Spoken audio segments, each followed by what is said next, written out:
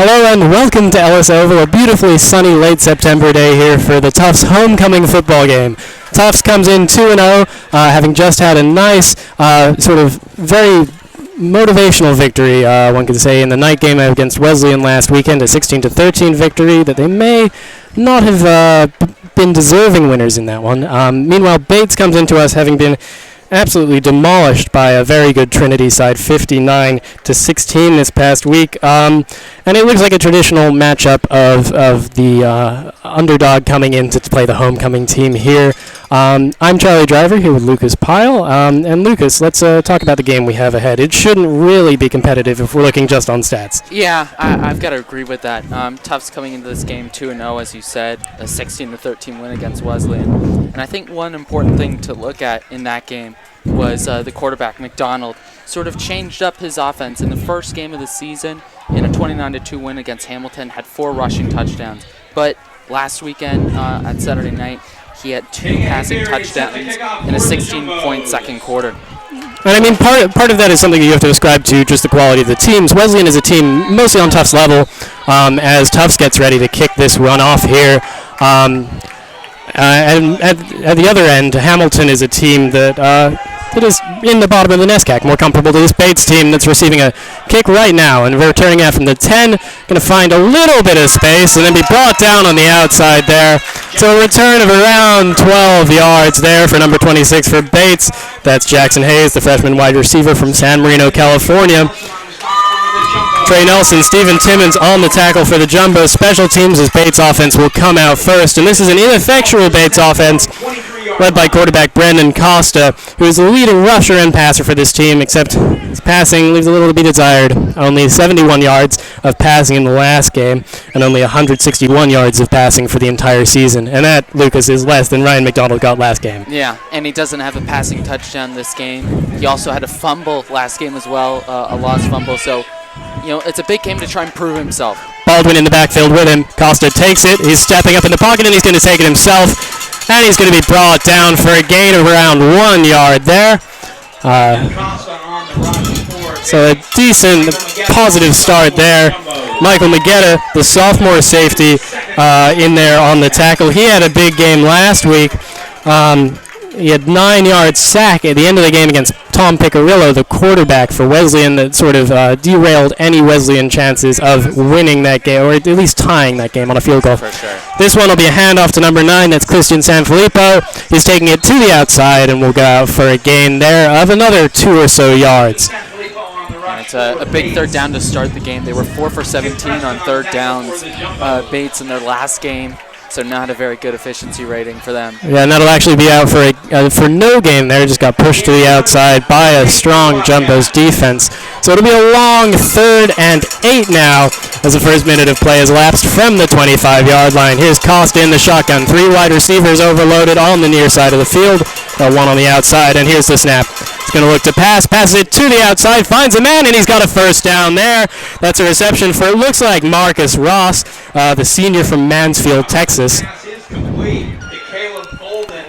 Caleb Baldwin, number 38, the running back on the reception there. That'll more than double his receiving totals for the year. He was 3 for 5. He'll now go up to being 4 for 13, and that'll get them a first down. And here's a snap. Looks to pass again, passes to the outside, and a completion there to Kevin Claflin, the senior wide receiver. Kevin Claflin's an interesting player, Lucas. He's used to lining up in that position on the field, but not on offense. He was a 3-year starter for this team at the cornerback position and actually got his first career catch last week. That's a snap now. It'll be a handoff once again to Baldwin, and he'll get the first down. Just pushes up enough against that big Jumbo D line, and that'll move the chains there for the Bobcats. Well, I think Bates have to be pretty happy with how they've started this game so far. Yeah, 2 first downs really for a team that has 12 first downs on the season going into this is good start. Percentage-wise pretty good. You know, they only had 4 first downs in the last game that came from their own offense, 1 that came from a penalty. And here's the snap to Costa. It'll be another handoff to Baldwin, and he's going to be guzzled up at the line of scrimmage there by the defensive line. Few men in on the tackle there. Looks like Tom Baker was the primary one to bring him down. Osler will actually be credited for that tackle. Bolden, who's been getting the early work here, when 6 carries for 3 yards last week after not receiving a carry in the first week of games. Here's the snap to Costa. Costa's going to look to pass here under some pressure, and he's still going. Evades a lot of pressure, but he's going to be brought down here by Greg Holt, and they'll actually give him some positive yardage on that, which is an interesting snap. That looked like it should have gone for no gain there. Got to give Brendan Costa a lot of credit, because it looked like he was going to be sacked for a loss of yards. Did well to spin out, avoid the tackle. And he gets a sort of generous 1 yard for his effort there on the scramble. Looked to me a little behind, but I'm not the one in the black and white stripes. Costa looking to pass now, short and low, but there's going to be a flag called on that play. We'll see what that's for. Pass intended for Ross. There is a flag on the play. You'd think that would be against the defensive back there. I think so, yeah. Looked like a sort of late push. Interesting call, though, because it didn't look to be a catchable ball. And it's actually going to be an offensive call here. Waiting for the ref. It's a penalty on the offense, which is going to be declined by the Jumbos because it will force a 4th down. And I think what happened was it was an uncatchable forward pass. And so here come the special teams.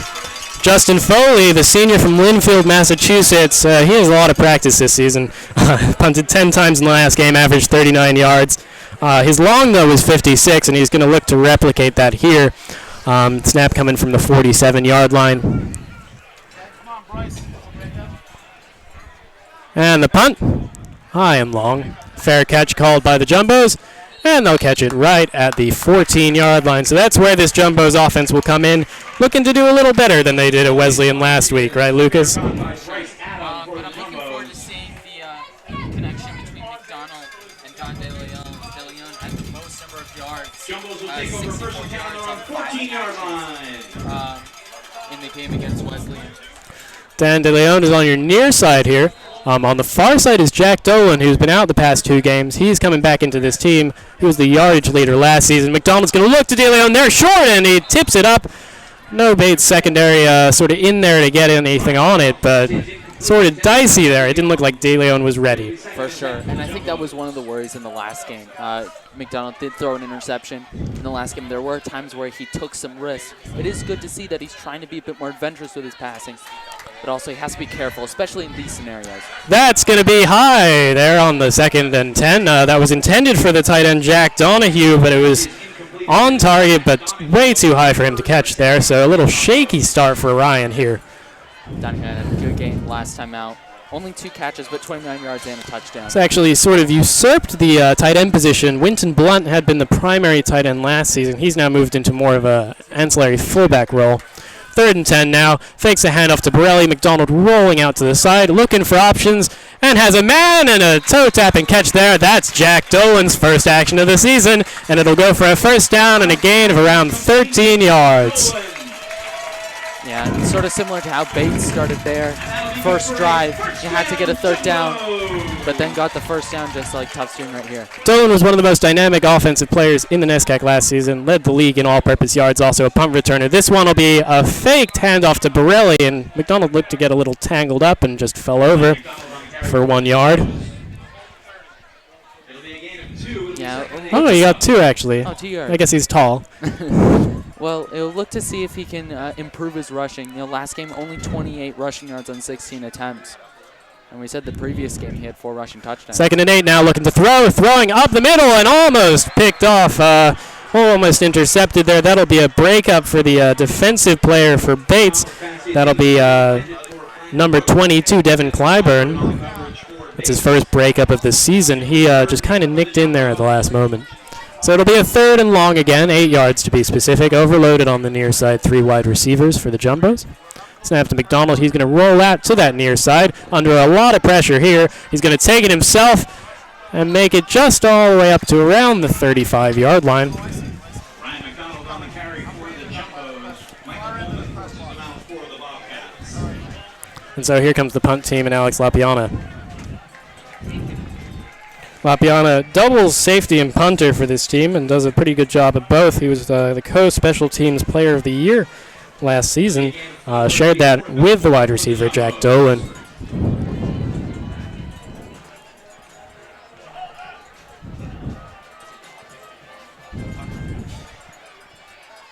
Snap to him. And the punt, it's a low, long one. Going to find a Bates player there, and he's going to take it a little ways.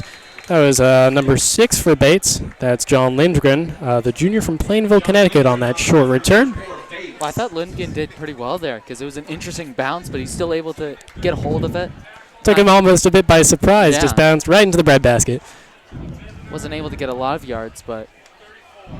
Jumbo fans, if you're posting the social during the game, So Bates will now start on the 34-yard line.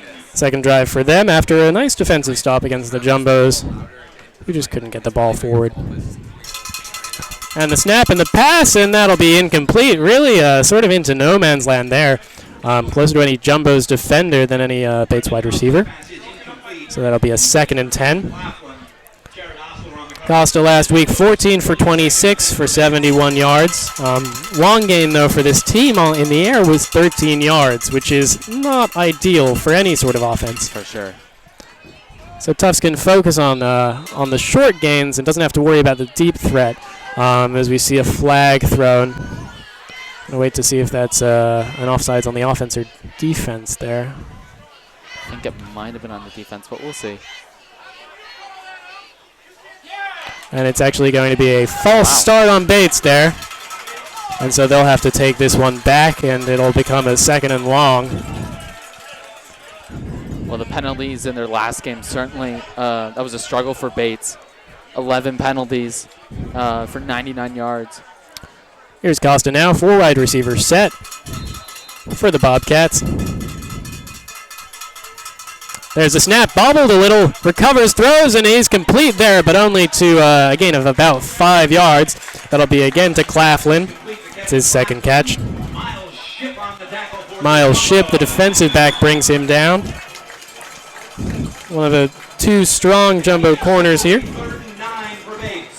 Likes grilling in his spare time. That's probably what he would be doing if he weren't playing in this homecoming game.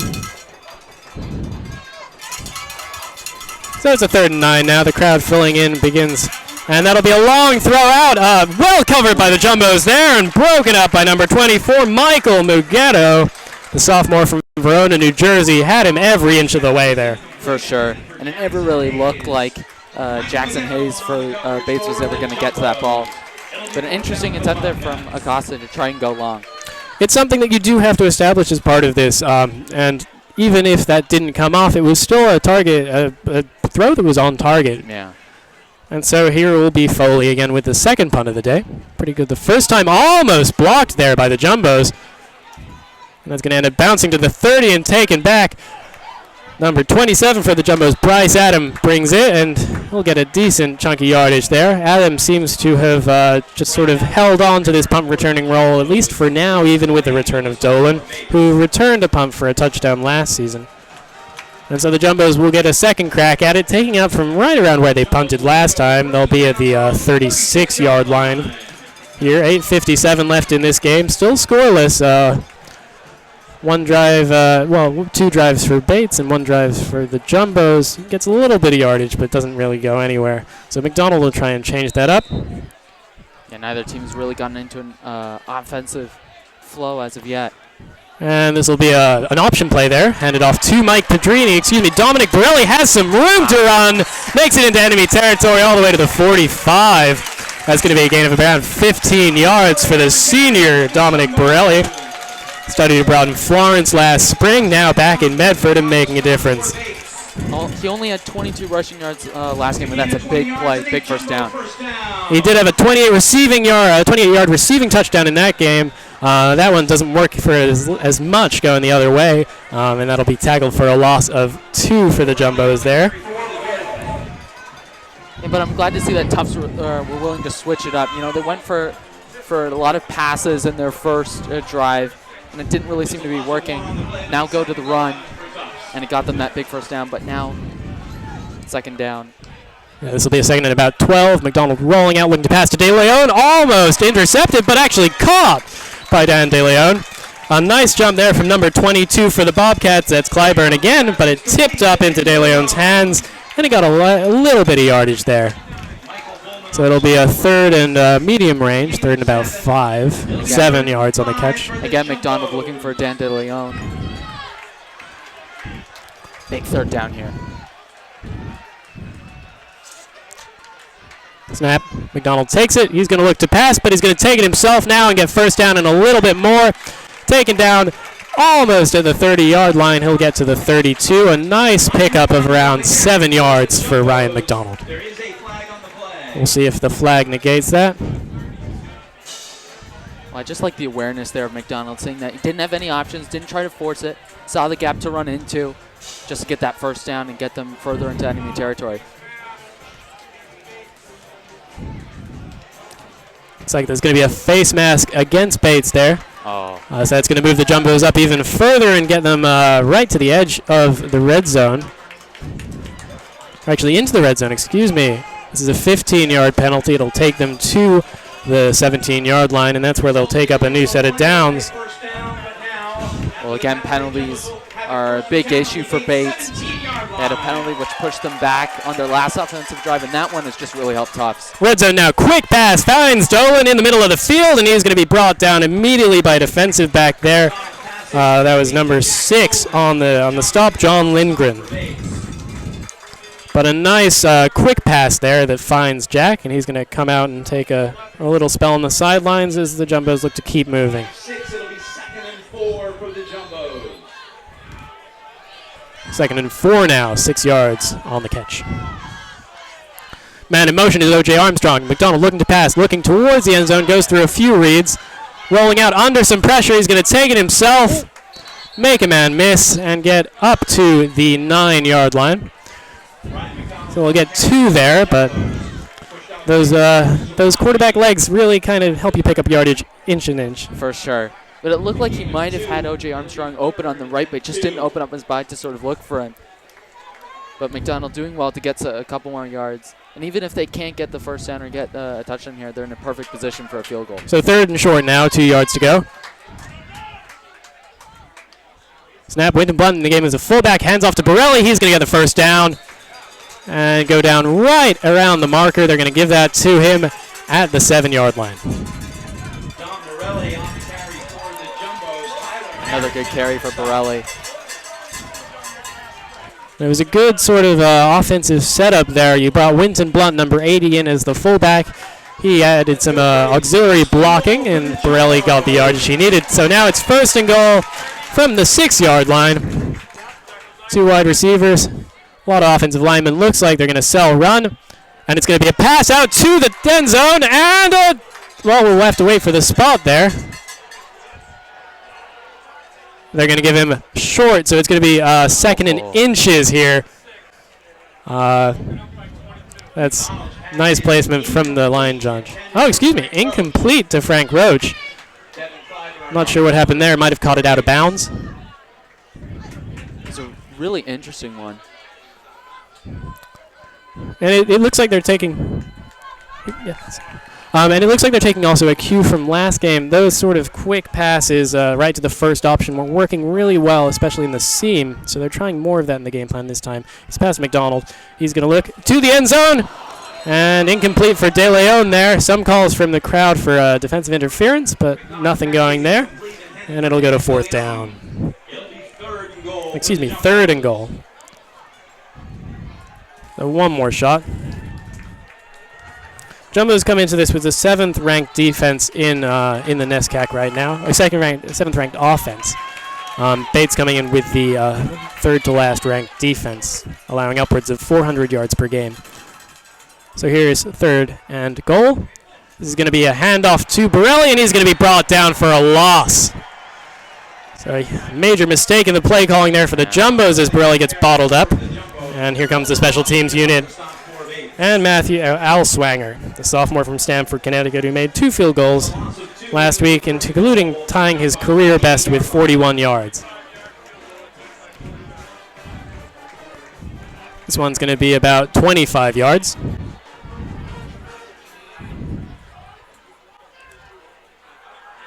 There's the snap, and the kick from Alswanger is up.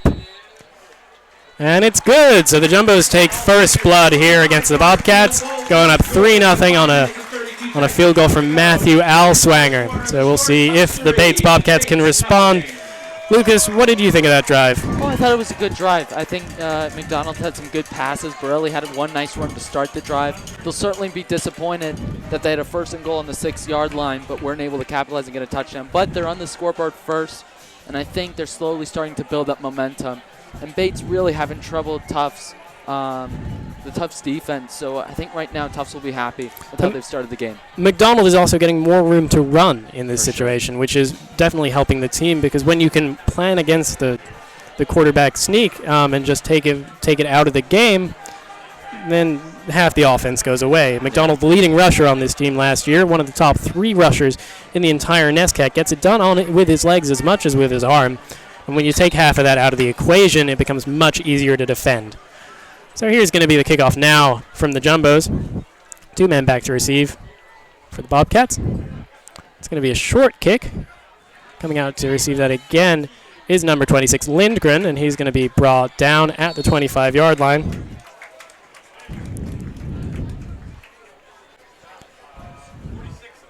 So decent field position here for the Bates Bobcats as they go into their 3rd drive. What are you looking from them on this? Well, I think this is another big test for Costa.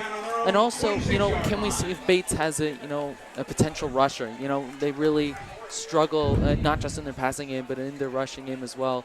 Can they get someone going, maybe get to excess of, 5-yard rush, 6-yard rush? And it's going to be Bolden out as the running back again, so he's going to get the chance to see and prove himself here. 4 wide receivers on the field, and it's going to be a pass. Costa looks for it, has some pressure in there, evades a man, but that man, Nwafor, comes back to take him down after a gain of about 5 yards. These are 2 quarterbacks who both lead their team in rushing, actually. The 71 yards, the 67 yards that Costa has on the ground paces his team by some margin. So it'll be a 2nd and 4 now from the 32-yard line. Taking under 5 minutes in the first quarter here. And that'll be to Bolden. He's running across the field, and he's going to be bottled up and taken down. That'll negate the pickup on the last run, because he's going to lose 5 there and go all the way back to the 25-yard line. Yeah, it really wasn't a good play. He just seemed to be going backwards and never was able to move forward.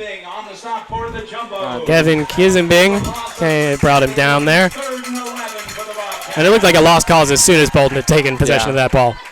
So now it'll be a 3rd and long, 3rd and 11. 4 wide receivers, 2 on each side. They're going to motion Bolden out to the near side. There's the snap. Costa looking to throw, throwing deep here. It's got a man, but falls over looking for the flag, but it didn't look like he ever had a chance at it. Going up for that was number 21, Cody Greenhall. And so that'll be a 3 and out by the Bobcats there. Good defense from the Jumbos again, and it's that defensive line. Yeah, the defensive line. I mean, they did so well against one of the best QBs in the NESCAC last week. Foley's punt almost blocked again. And a fair catch called for by the Jumbos. Oh, excuse me, no fair catch called for. And that was returned by Bryce Adam for a gain of around 2 or 3 from where he picked up that ball. This is a defensive line for the Jumbos that lost a lot of starters and a lot of stars. Micah Atticus was all-team NESCAC for multiple years at the defensive tackle position, and Zach Thomas on the edge was a really strong rusher for this tough side. But they've been filling the holes very capably.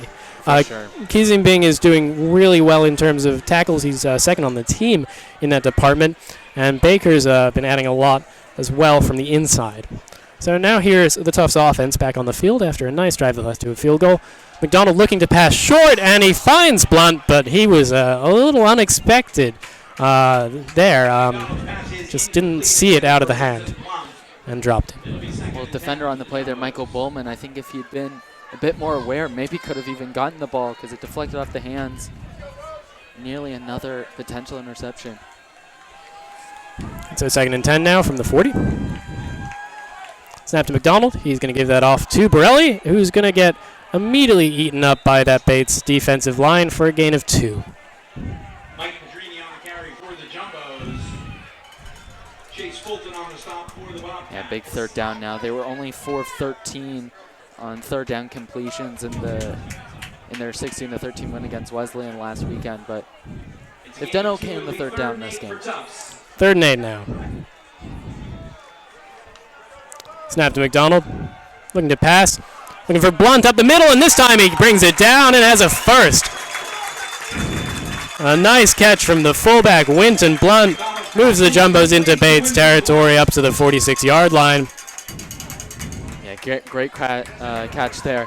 And just as McDonald was about to potentially be stripped from behind, got his pass off, and a good catch. And another big 3rd down completion. So now it'll be a new set of downs for the Jumbos at the Bates 46-yard line. Pedrini in the game as a running back here. Fakes a handoff. McDonald's going to take it himself. Doesn't really look like he has anywhere to go, and there's a flag down on the field as he's brought down at the 43. That's going to be holding there against the Jumbos, so they're going to move back past midfield and have a 1st and long.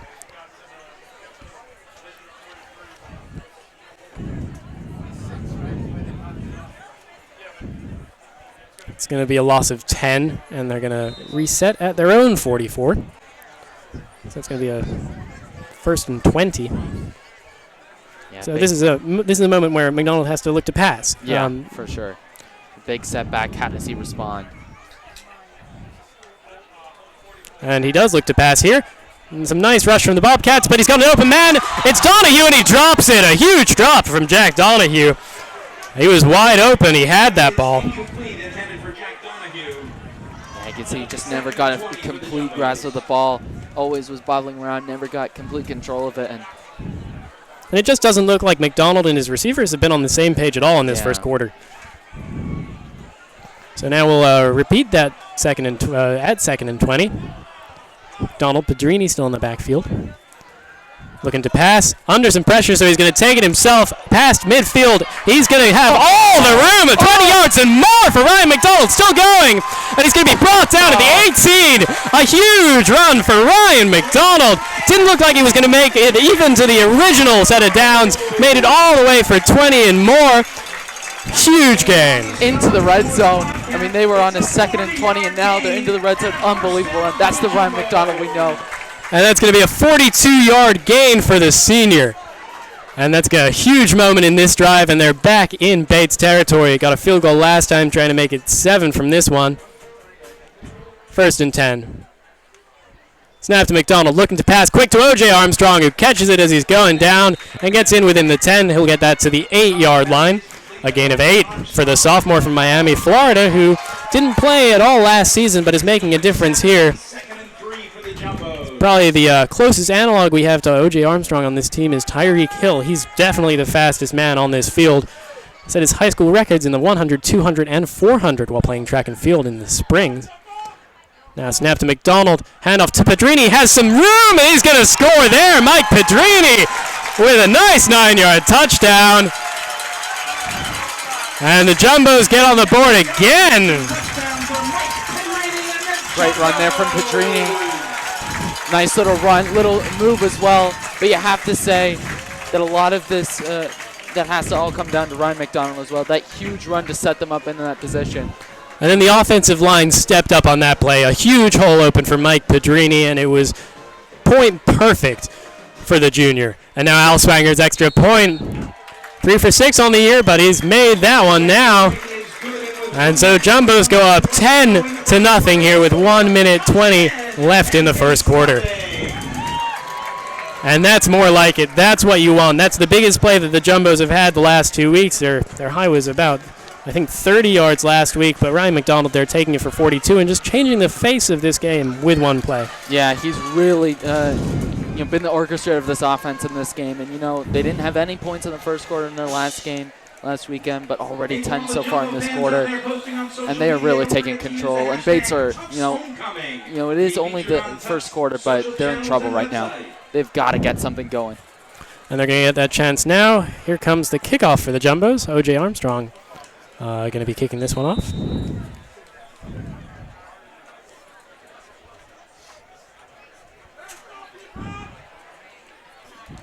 And there he goes.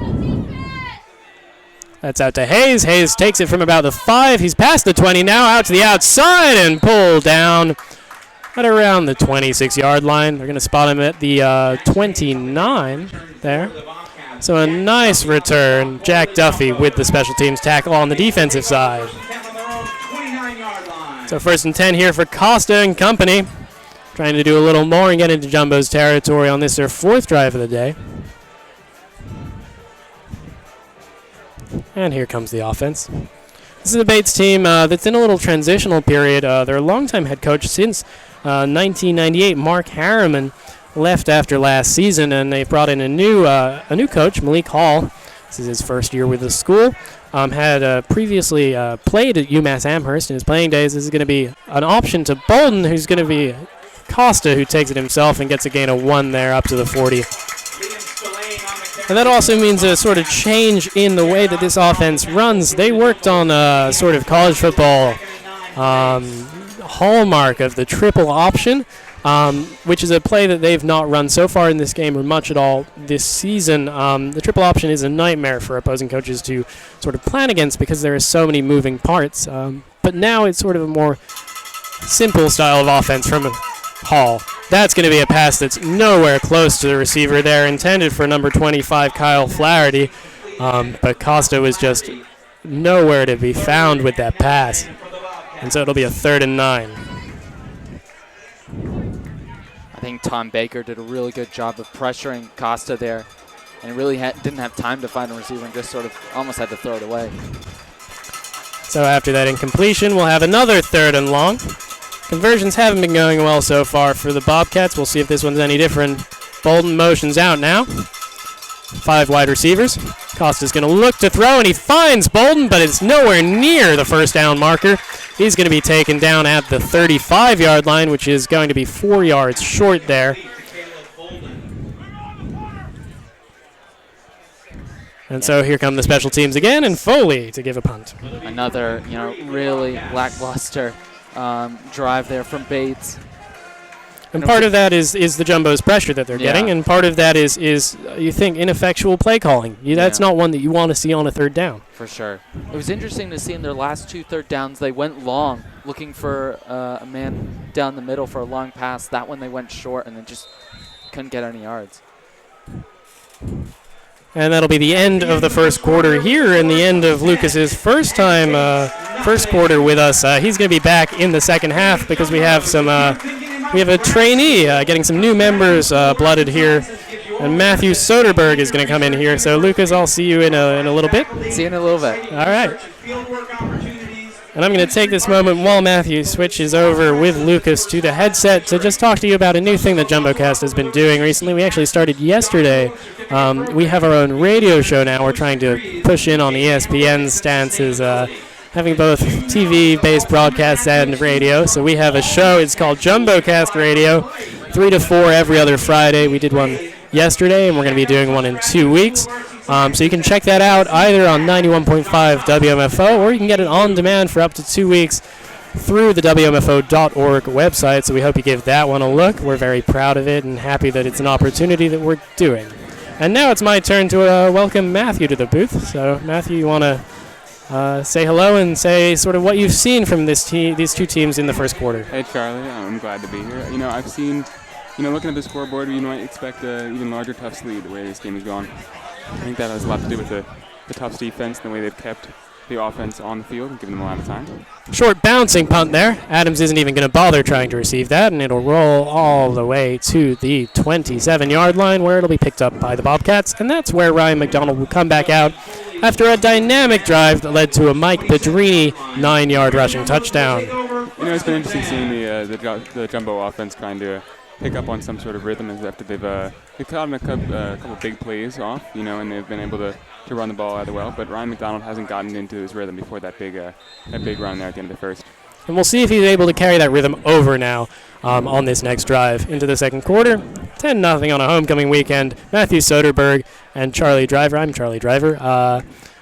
And that's going to be a faked handoff to Pedrini. McDonald's going to take it himself up to the middle, and he's going to get up to the 33-yard line. So a nice run of 6 or so yards for McDonald. It's been interesting seeing McDonald turn to his own running game, I think, as they've had trouble getting the passing game going, especially inside. Spotted for a gain of 5. Anthony Costa on the tackle. He had a pick 6 last week against Trinity that accounted for 7 of the 16 points that the Bobcats had. This one will be another time that McDonald takes it himself. Take up, I think, a gain of 1 or 2 on that. Case of looking for too much right there as he lost a couple yards where he could have had him.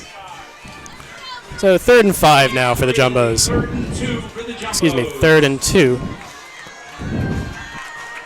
from the 35-yard line. 4 receivers. McDonald looking to throw. Going to pitch that up to Pedrini, who has the first down and then some. Going to go out of the 45-yard line, just pushed out of bounds. Spotted at the 46. A nice pickup from Mike Pedrini of 11 on that catch and run. Tufts has found success going short to their running backs in the passing game.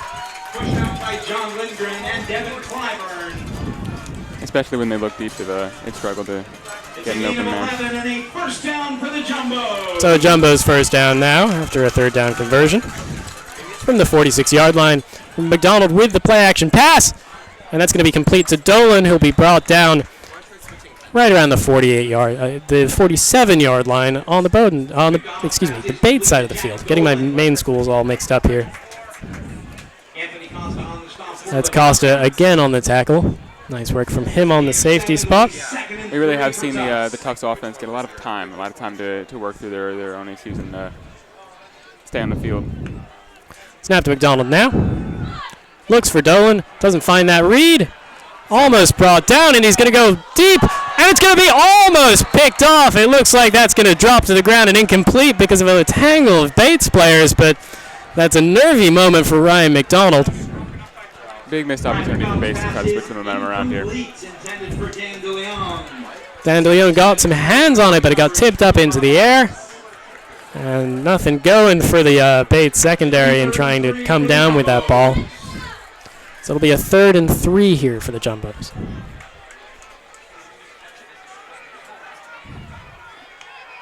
And the snap. McDonald.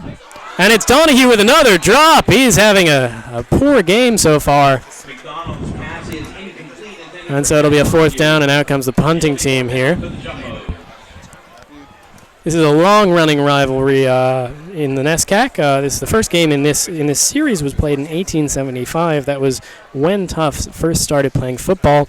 And I was talking to you about this, Matthew, earlier. The score of the first game between these teams in 1875 was 1-0. A quirk of sort of antiquated football rules. That's not what we're seeing now. And the punt here from La Piana. He's actually going to fake it almost. Seemed to have an option to take it himself and hit that one deep within the 10, rolling all the way to the 2-yard line. A beautiful punt from Alex LaPiana. That's going to be about 50 yards in distance and pin the Bobcats well within their own territory here. Down to the Bates 2-yard line. Where the Bobcats will take over 1st and 10. It's a really luckily placed punt for the Jumbos, and I think that demonstrates that they've really won the battle on special teams here, at least in the opening minutes. And this is a special teams that did well last week as well. They sort of took advantage of a Wesleyan kicking unit that wasn't doing too well. They missed 2 field goals, but they also forced a fumble on a kickoff after their first points in that game that led to a touchdown and a quick 10-0 lead. As a running play here leads to very little for Christian Sanfilippo. That'll be a gain of 1 or 2 here. It'll be interesting to see if Bates can get anything going deep in their own end zone. I know that they had a little movement early on in the game, but they haven't really been able to move the ball at all since the Tufts defensive line has really stayed strong in the run game. Sanfilippo gaining 1, 2nd and 9 here from the 3. They're going to hand that one off again to him. And same result there. I don't think he's even going to get 1 there. They might give it to him up to the 4, but it's going to be a 3rd and long now. I think we're seeing the lack of confidence Bates has in their own passing game. I don't think they can move the ball, get 5 or 6 yards downfield.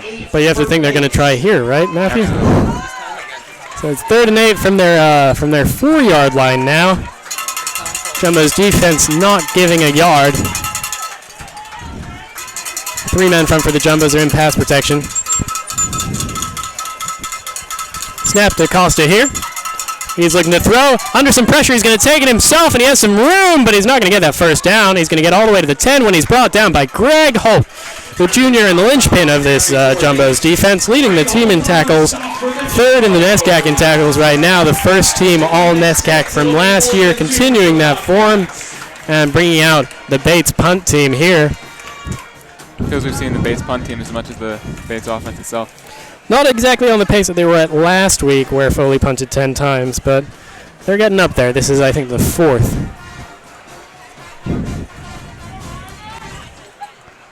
Mind you, Jumbo's not necessarily on a 59-point pace either. It was a huge day for that Trinity offense. Trinity, one of the heavyweights in this division. And the punt, again, close by the Jumbo's defense and picked up by Adams around midfield. He's going to take that through the middle. Tries to pull it back a bit, and he's got some room all around and winds up right about where he fielded that punt. A gain of 3 or 4 on the return when he had a chance for 9 or 10. It's the end up losing the yards he gave up right there, and it's an example of the kind of mistakes Tufts have made in this game. They could be up much more if they were, not dropping passes, not making mental mistakes like that one. But you have to think they don't mind, particularly going up 10-0 early in the second quarter. They certainly don't feel bad about it. Yeah, positioning themselves to start a drive within Bates territory at the 44-yard line. Last year, between these two teams, the Jumbos won fairly easily, 37-17. A huge day from Ryan McDonald. He had, I think, 4 touchdowns that day. McDonald takes his snap here. He's going to take it himself up the middle, and he's going to get a gain of 7 or 8 there. A nice designed run from Ryan McDonald, taking advantage of lack of spy and a lot of space. A few key pass plays in the last few drives have really has opened up this Bates defense and given McDonald a lot of room in the middle. And that's something we didn't see happening last week against Wesleyan, when McDonald really couldn't do anything with his feet. The Jumbos in that game only with 30-something yards on the ground there. McDonald here with what looks like an option play, and he's going to actually take it himself and go up all the way to the 36-yard line. They're going to give him the first down on that by the looks of it. Sirachi on the stop for Bates. Bates hasn't really provided an answer for stopping McDonald on his feet, especially when they close in and try to bring pressure. They've just left the secondary wide open. Andrew Sanders in the game at the tailback position. First down for the Jumbos. And they are going to give that to him. They're moving the chains here, so it'll be from the 34-yard line of 1st and 10 for the Jumbos. 9 minutes, 40 seconds left in this second quarter. Jumbos comfortably in the lead. Takes a handoff to Tyler, and it's off the mark there. De Leon would have been open, but McDonald just did not give him a chance at catching that pass. It'll be 2nd and 10 for the Jumbos. Tufts, I think, struggle with a few of their planned pass plays. And that's been one of the crises, or I hesitate to say crises, one of the problems that McDonald's had is just his accuracy. He threw a lot of picks last year. He's been better in that department so far, but passes like that you expect a quarterback to make at this level. And this will be a triple option for the Jumbos, and that'll be a handoff in the end to Sanders, and he takes that a little ways. That'll be a gain of around 1. We've seen again, though, Tufts struggling to get on their rhythm. They had a couple big plays, move up, make a couple first downs, but when they seem to hit a wall at certain points in this.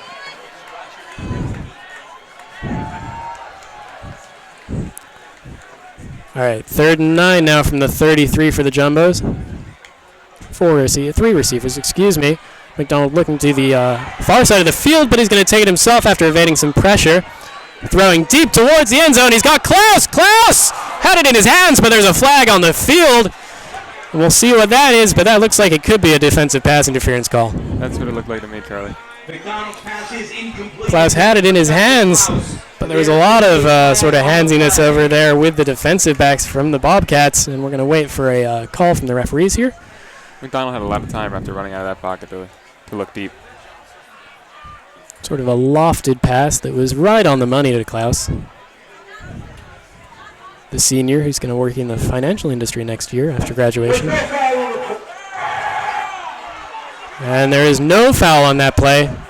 Interesting call there. I think both of us disagree with it. Absolutely. I think we saw there was a lot of contact before that ball came down, and I don't think it was underthrown at all. Part of it might be given to the fact that Klaus was sort of facing away and his hands were away from the defensive back, but At the same time, it looked like he was impeded in some manner. But the Jumbos are actually going to go for it here on 4th and 9. Sort of that in-between zone at this level where not far enough to punt and sort of, well, too close to punt and not far enough for the kicker. So they're going to look to pass here up the middle. Diving, trying to come down with it with Dolan, but it was a little too difficult for him there, and that'll be a turnover on downs for the Jumbos. A couple good passes from McDonald. The play didn't work out there. A little better accuracy in the second half of that drive, but an unfortunate end there for the Jumbos, and here comes the defense. We'll see if Bates can get anything going, maybe move past the midfield line, but they haven't done in quite a while in this one.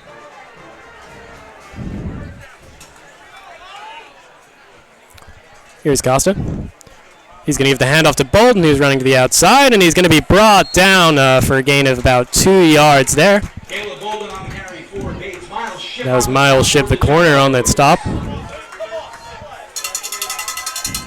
It's a gain of 3 for the Bobcats. It'll be second and Nice job from the, excuse me, go Tufts ahead. has been very strong in their run defense, especially on the outside. And they're not letting much get through. And Bates will get a chance to try again. Motioning Bolden to the outside. So 5 receivers out for Costa. And Baker, Kiesenbing is calling for a false start, and it looks like they're going to give that to him there. Bates already moving back. And you saw him just jump up and point over to it, and I don't think there was any doubt from anyone on that field that there was a false start on that play. So that'll negate the pickup there and move the Bobcats back 5 yards. They're going to be taking it from the 31 now. It's going to be 2nd and 12. Bolden motions to the outside again. Empty backfield now for Costa.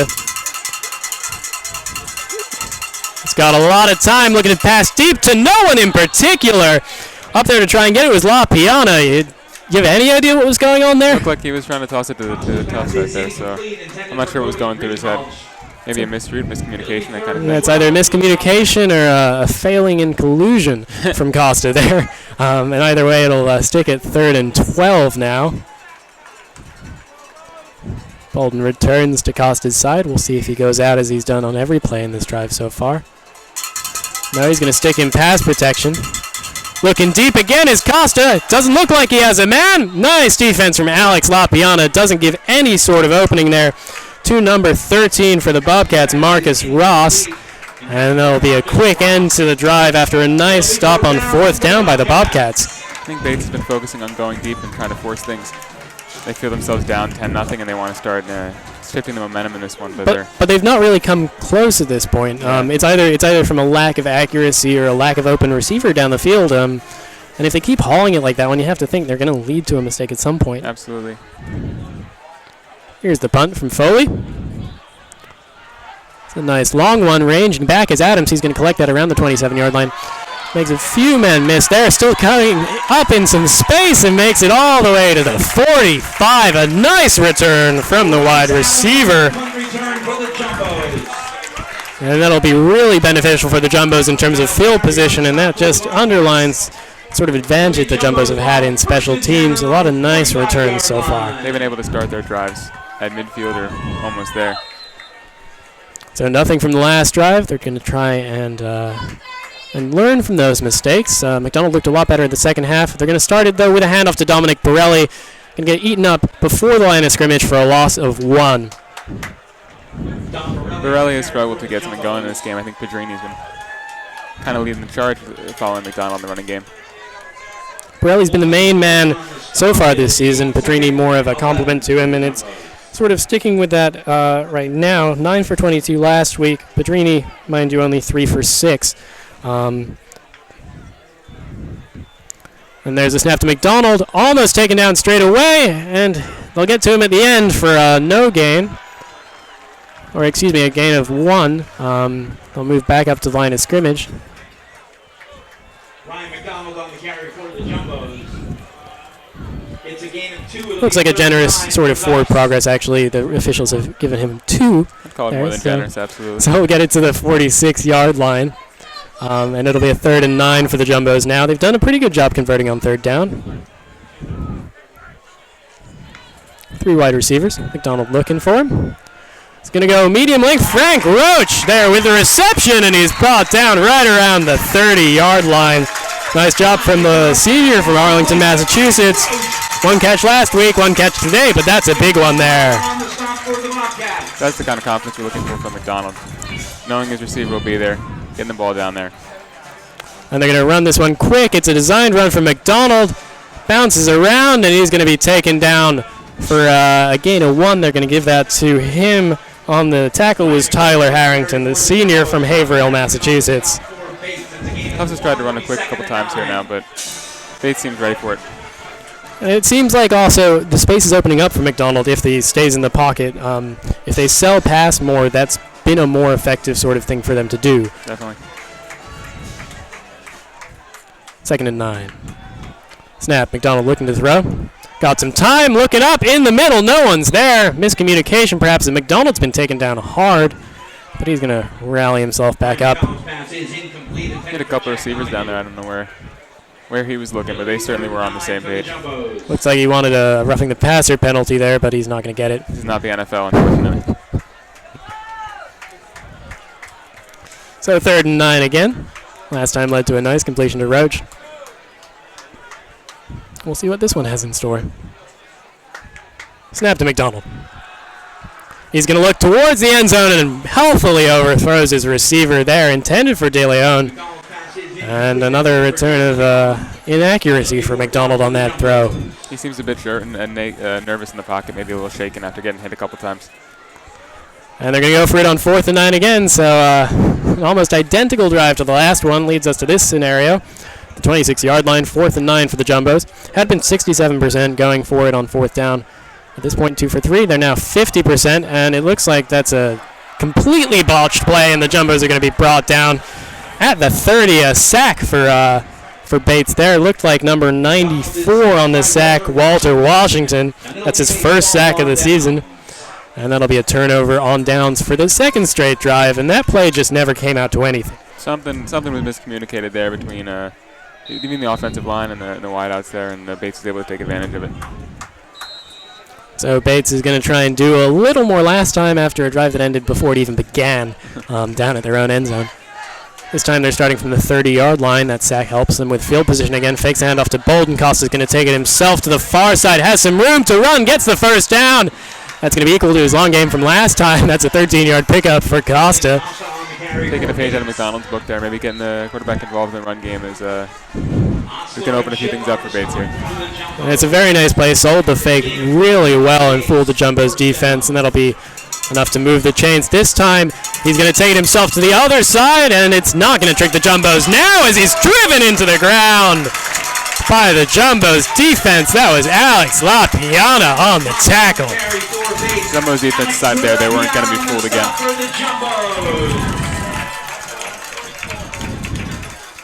And it looks like it'll be a 2nd and 11 here. Loss of 1 on that carry. A nice recovery from the Jumbos. Seems every time the Bobcats get some sort of good play or any momentum, they're driven right back. Tufts has been good at coming right back at them. Motioning out is number 30 for the Bobcats. That's Zach Doyen. And it's a lofted throw, and it's caught there by number 26. A nice reception and then some for the Bobcats. On the return there, well, on the catch and run is Jackson Hayes, the freshman.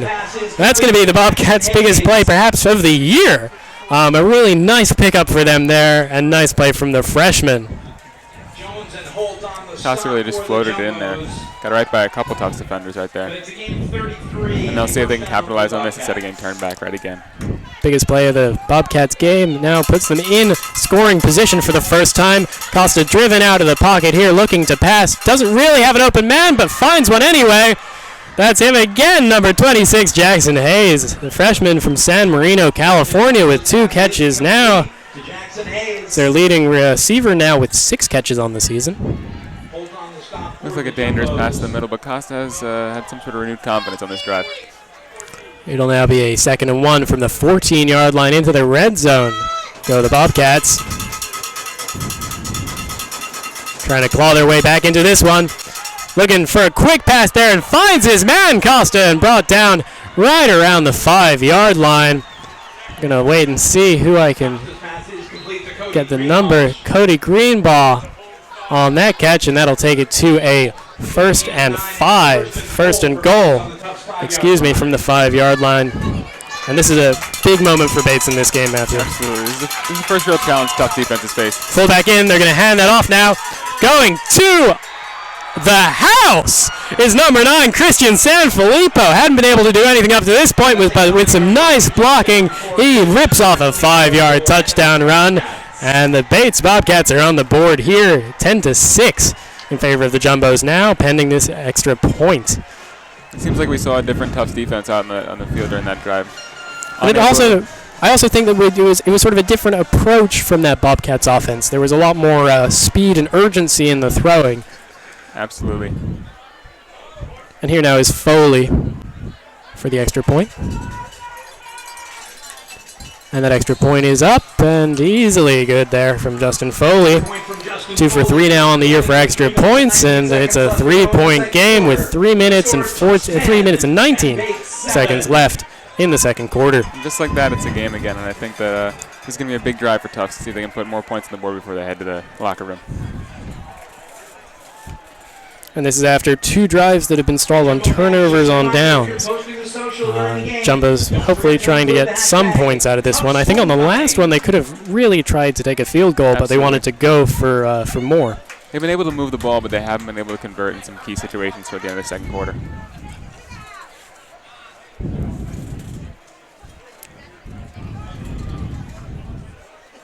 It's going to be Andrew Sanders back deepest to try and return this one, as Bates special teams is getting a little coaching here. You think that could be indicative of them trying something on this? Hey, we could see what's going to happen. I mean, they haven't really had success in special teams in general, so I wouldn't be surprised if they're trying to mix it up a little bit.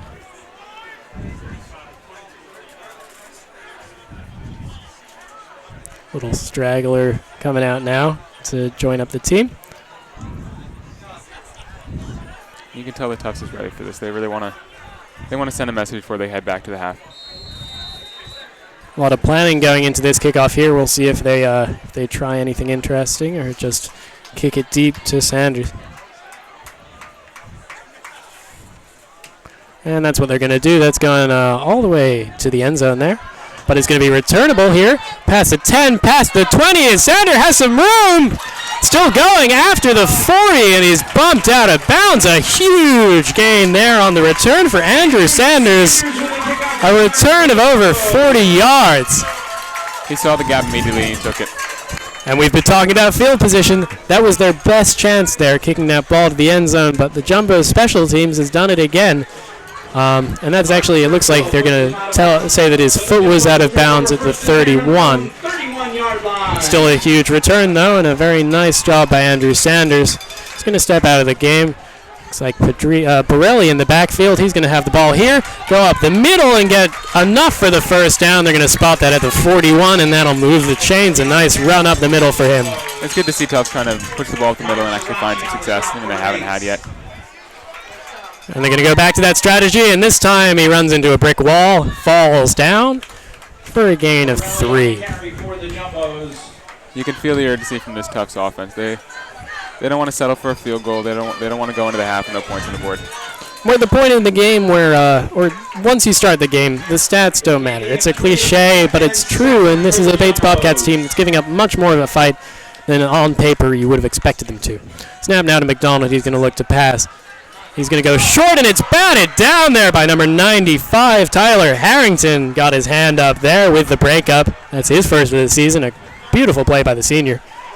This is certainly not the defense that was giving up 59 points or on pace to do so. They've come out with a fight from the beginning.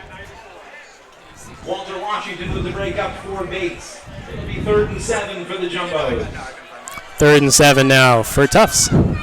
2 minutes and 30 seconds left in the second quarter. McDonald under some pressure, gets it off to Dolan just in time, and Jack Dolan takes it to move the chains. Gets into Bates territory as a bonus. That'll be spotted at the 47-yard line of the Bobcats. A nice catch and run from the senior as McDonald just got off that ball before he was taken down. Good to see McDonald and Dolan get that connection going. 1st and 10 from the 47 now. And it's intercepted there by the Bobcats. A long return, has some room, and eventually taken down is number 4, Anthony Costa. That's a huge interception again after he had the pick 6 last week. Probably saw it in his eyes and dreamed of 2 in 2 weeks. But and also I was mistaken about the quarterback on that play. It looks like McDonald has come out of the game with some sort of injury, and that was Ryan Hagfeld, who played in a lot of games last season. McDonald knocked out with a concussion. He threw a pick there.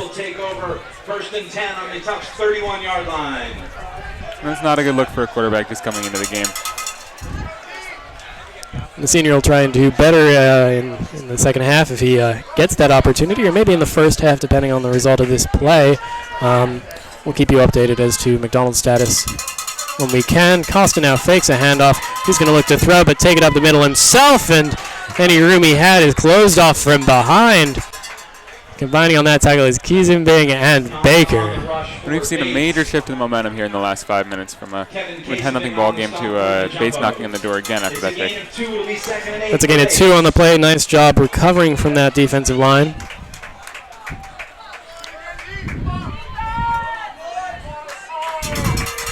So Bates suddenly with some momentum in this game, trying to get it done on offense. Costa's going to fake the handoff, look to throw deep, looking towards the end zone. He's got a man open tight end, and it's just overthrown. Intended for Parker Smith, the sophomore, but didn't have a chance of catching it. Costa's been looking deep all game, but he just has not been able to get that throw in there. And that was the first time he's had that open receiver, too. Absolutely. It's a big moment that could come back to haunt Costa, but we'll get a chance at 3rd and 8 now. But the Bobcats sort of figuring out some of these jumbo defensive looks here, especially in the passing game. Here's a big play for the jumbo defense. See if they can stop. So they can at least prevent it from going to more than a tie before the half. Here's Costa. Scott Bolden running out short range, going to go deep to the end zone. And we'll see what happens on that one. They're going to give it to him. Touchdown for Bates. A huge play and a beautiful diving catch there for the Bobcats. I'm waiting to see what the spot is on who that was. That's Cody Greenbalch on the catch. The Bobcats' biggest play of the year is a massive touchdown. Beautiful throw from Costa. Incredible catch as well. And the Bates Bobcats are in the lead. Wow. Did not expect to be heading into the half with a Bates lead here. Foley for the extra point. It's up. And it's good. So 14-10 to the Bates Bobcats in a stunned silence. Rippling over these bleachers here as the homecoming team is behind by 4 after a Ryan Hagfeld interception. We're going to see if McDonald comes back out on this next drive. It looks like he is in uniform and sort of standing around. So he's probably rearing to go if he's able. But we'll have to tackle the return first. Sanders had a nice return of around 31 yards this last time out. He's going to try and do that again without this sort of error of stepping out that cost him 9 yards. A disappointing few turns for the Tufts defense there. They gave Costa what seemed like hours in that play. He really had a lot of room in that pocket and a lot of time to look downfield. Foley gearing up for the kickoff.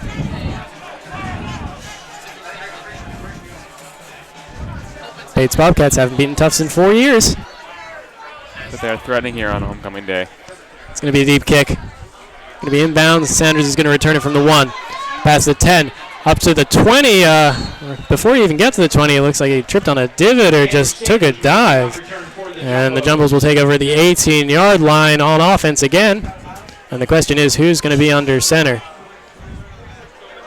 With 1 minute and 24 seconds left, you're gonna see some urgency from this Tufts. And it's gonna be Ryan Hagfeld coming in here, and McDonald has just put on a baseball cap on the sideline, so it's Ryan Hagfeld's drive to lead with 1 minute 24 left in this quarter. You can see him looking for a little redemption after that quick interception. There's the snap, empty backfield. Hagfeld looks to Borelli, finds him, and Borelli goes out at the 21-yard line for a gain of 5.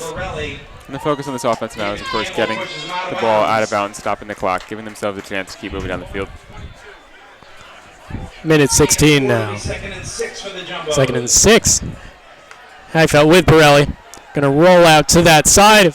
finds a man. It's De Leon, and he gets out of bounds for the first down at the 30-yard line. A couple of good quick passes from Hagfeld, maybe building his confidence as he tries to take control of this offense as we move downfield. Al Swanger's long for the season and for his career, as I mentioned, is 41 yards, so the Jumbos will need to drive to the 31-yard line to get into that range. Donahue is motioned out to the wide receiver position. Looks like an attempted screen will turn off to a dump off to Borelli, who gets up to the 31-yard line. And that clock's going to start ticking again under a minute. Neither team has used any timeouts. When the ball's not going out of bounds like that, you can't settle for that little yardage right there. 2nd and 8 now. There's the snap. Hagfeld going through his reads. And he's going to be brought down there. A sack by the Bobcats. Coming out for it is number 97. That's Shane Collins in his first sack of the year. The Jumbos are certainly missing McDonald's mobility right now. It's a loss of 7. And so that'll be a 7-yard loss, and it'll be 3rd and 15. 24 seconds left, and you would expect the Jumbos will probably just let this tick out here. They certainly don't want to risk, especially with Hagfeld's last interception, giving the Bates any more chance to put on the boards points on the board. I'll take this opportunity as time expires to tease that we're going to have a 3-man booth in the 3rd quarter here as Lucas is going to return, and we're also going to be joined by an alumni in the spirit of homecoming. So you'll meet him in the second half. Matthew, let's just take a second to talk about a game that goes into halftime now, 14-10 in favor of the Bobcats.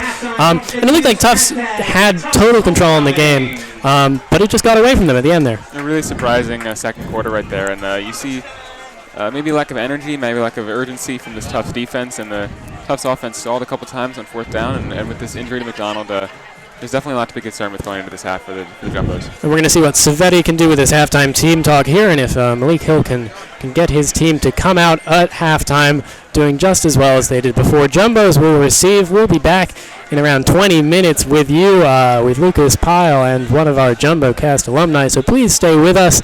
I'm Charlie Driver here with Matthew Soderberg. Have a nice halftime.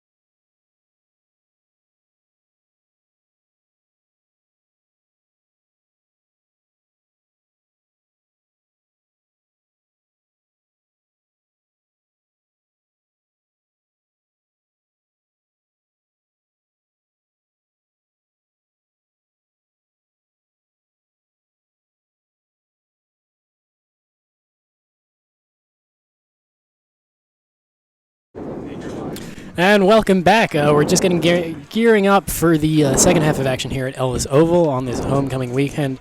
Charlie Driver here once again with Lucas Pyle, and we're also joined by Bernie Birnbaum, our GM emeritus here, an alumni of last year. Bernie, how does it feel to be back? Pretty good. It's been 2 years. 2 years, excuse me. I know the time flies once you got rid of me, but yeah, we were having so much fun since you left. Good to be back. And so Bernie's going to stick with us throughout this quarter. We're going to do a three-man booth here, sort of ramping up the amount of people that we can fit into our fairly sizable enclosure here. And we're going to talk about sort of Bernie's experience as an alumni. He's going to offer his thoughts on the game. Lucas is going to offer his thoughts on the game. I'm going to offer my thoughts on the game and tell you what's happening. I'll tell you my first thought. How about that offensive line for Tufts? Yeah.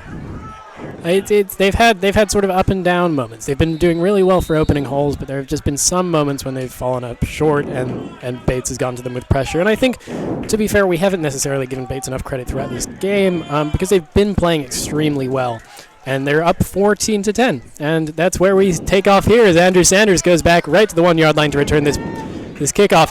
He's out past the 20, heading out to the outside, and he's taken down at the 24 by the Bobcats, and we're back underway. The second half opening kickoff for the Jumbos. And it looks like Ryan McDonald is coming back into the game. We saw him at the end there in the second quarter. He came out for a little bit, but it looks like I think he's going to go back in. And that's a big addition. For sure. Because Hagfeld is a decent pocket passer, but he lacks sort of the mobility that Ryan McDonald has and was using at will sort of in that in the first half of the game. That was really changing the dynamic of this offense entirely. So we're back at it now. Borelli, the back, he's going to get this handoff and be bottled up a little after the line of scrimmage, falling down for about 1 or 2 yards. They're going to spot it for 2, so it'll be 2nd and 8 at the 27-yard line. Really seemed like there was nothing McDonald couldn't do in the first quarter and a half or so. The unsackable Ryan McDonald, as many, I assume, have called him. He's going to get his chance now from the shotgun. Snap to him. He's going to give that off to Borelli. Borelli's got some space. First down, and he's going to be dragged down there by Anthony Costa. But not soon enough to stop a first down. That'll move up now to the 38-yard line. Quick snap now. It's going to be another handoff to Borelli. Same play as last time. Same sort of result. He's going to get a gain there of 9. Borelli on the carry for the Jumbos. Dominic Borelli making this whole offense move just with his legs. And Campbell on the stomp. There's a snap again, and another handoff to Borelli, and another run up the middle for a first down and into Bates territory. Dominic Borelli picking up over 30 yards on the ground in this span of 3 plays now. And that'll be spotted at the 47-yard line. It's my main impression of the Tufts offense is it's diverse and it's fast. They have to honor the rush. They have to cover as if it's going to be a deep passing play, and they can just go at them, no huddle, very quickly. And now it's Pedrini in the backfield. 3 wide receivers for the Jumbos. And the snap. It's going to be a handoff to Pedrini. He's going to go on the inside, and he's going to get stopped at the line of scrimmage. Different back, different result. Mike Pedrini on the carry for the Jumbos. Yeah, Pedrini just not getting the same result as Borelli, but certainly a good start to that to the second half here for Tufts. You know, they need to get a good offensive possession. 3 of their offensive possessions in the second quarter were turnovers, 2 on downs, and then 1 interception. 2nd and 10 now. This time, handoff again to Pedrini. And he'll get 1 yard this time, so I guess if he's following a Fibonacci sequence, we'll get 2 on the next one. Srirachi on the stop for Bates. A little bit of a different MO from McDonald than we saw in the first half. He was doing a lot of looking, scrambling, and here just quick handoffs. And this hasn't generally been a team that's practiced a ground and pound style since the graduation of Chance Brady 2 years ago. Yeah, he was on my freshman floor. There's the snap. McDonald looking to pass now, but this time he's going to take it himself. He's got the first down easily and slides in. That might be a late hit there, but he's not going to get a flag. Doesn't matter. He gets all the way to the 28-yard line there. A gain of 14 for McDonald. They're going to spot that at the 30. So it'll actually be a gain of 12. Well, that there showing the importance of Ryan McDonald. Didn't have a passing option, so he said, I'm just going to take it, run it, get that first down. 2 on each side for McDonald. Man in the backfield is Borelli. And McDonald's going to take it himself. Nice fake, fooled the defense, and he's up right around the first down marker. He gets to the 19 there. Not enough to move the chains, but a gain of 9 for Ryan McDonald. He's currently leading the team with 84 yards on the ground, helped by that long gain of 40. 2nd and 1 from the 21. Tufts coming out strong at the start of the second half. 3 in the backfield now. Winton Blunt, tight end. Borelli's still in there. 3 wide receivers. It's going to be an option play there. McDonald's going to take it himself up the middle. He's got some room still, and it's now the Dominic Borelli show is seated to the Ryan McDonald show, moving the chains there and ticking within the red zone. Has McDonald attempted a pass on this drive? I don't think so, but he hasn't needed to. It seems to be working, and they're going to hope it keeps working for another 13 yards towards the end zone.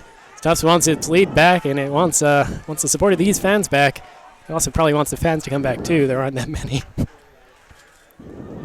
That's a fake handoff, aborted handoff there from McDonald. Does a good job recovering, but he's going to lose yardage there. Wrapped up there by number 26. That is, or 36, excuse me, Michael Bowman, the linebacker. And that's unfortunate if you're the Tufts offense. I don't know if this is a conspiracy theory, but we saw McDonald leave towards the end of the first half. I'm not sure why, but I'm wondering if there's something wrong with his throwing arm. Well, we'll see. He'll have to throw if they don't pick up anything here. Here's the snap now. He is going to pass short, and it's off the mark. So, Bernie, maybe you're onto something, because that was not an accurate throw in a low-leverage pass. Really disappointing there for McDonald, because it was a simple pass and he just threw it at the feet of his receiver there. And wasted a potentially positive opportunity on the screen pass there to Dolan. It's Dolan's bread and butter, that short yardage from the slot. 3 wideouts now. Borelli, the back. 3rd and 13, 16-yard line. Fakes the handoff, and he's under some pressure. Finds his way out of it. More passing. Short, and it's a diving grab that's incomplete. And Dan DeLeon is irate. He thinks he caught that sliding. Wow. And let's throw it over to our color guys over here. You think he caught that, or did that look like it hit the ground? Look good from here. I'm gonna have to agree. I think that was a fair. I think he caught that, but the refs think otherwise. Contrast that with the late touchdown at the end of the first half, where he appeared to be out the back of the end zone, from my vantage point anyway. Well, it's going to be a Matthew Alswanger attempt now. It's going to be about 33 yards. Made one of 26 earlier in the game. This one is up. And that kick is good, so the Tufts pulls within 1 there.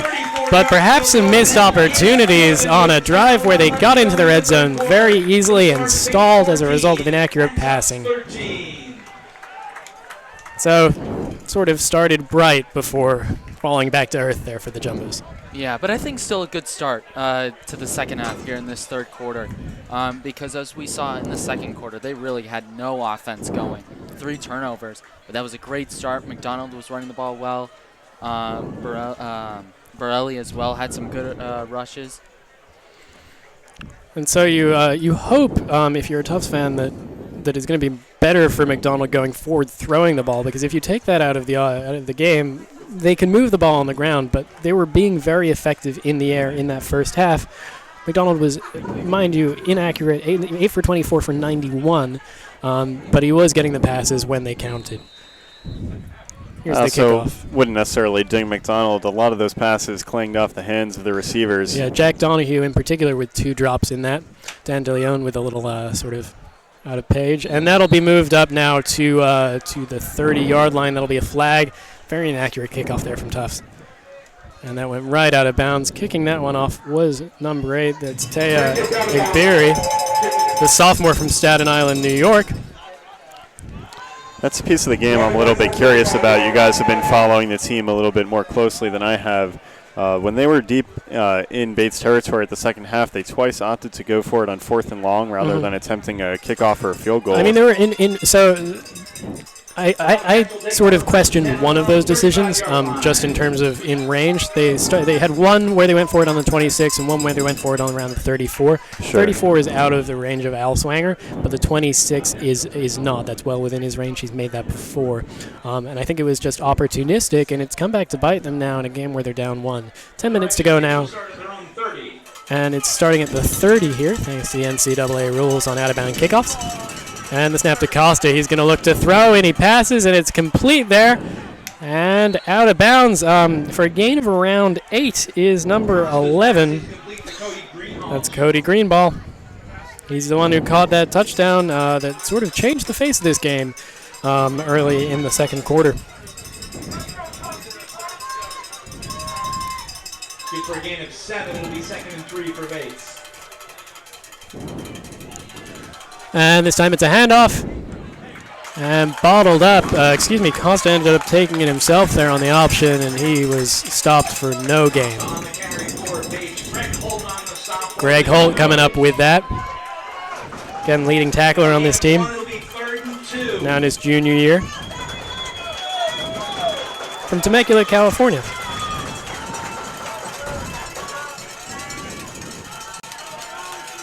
Third and 2. Costa looking to pass under heavy pressure. Evades Baker, evades another man. And he's not going to pick up anything there. He's going to be sacked. That's a loss of 3. Jared Osler comes up with that sack. That's his first of the season. He's also going to work in finance after he's done at Tufts, a senior from Chatham, New Jersey. He also really likes the games of spike ball and can jam. But don't we all?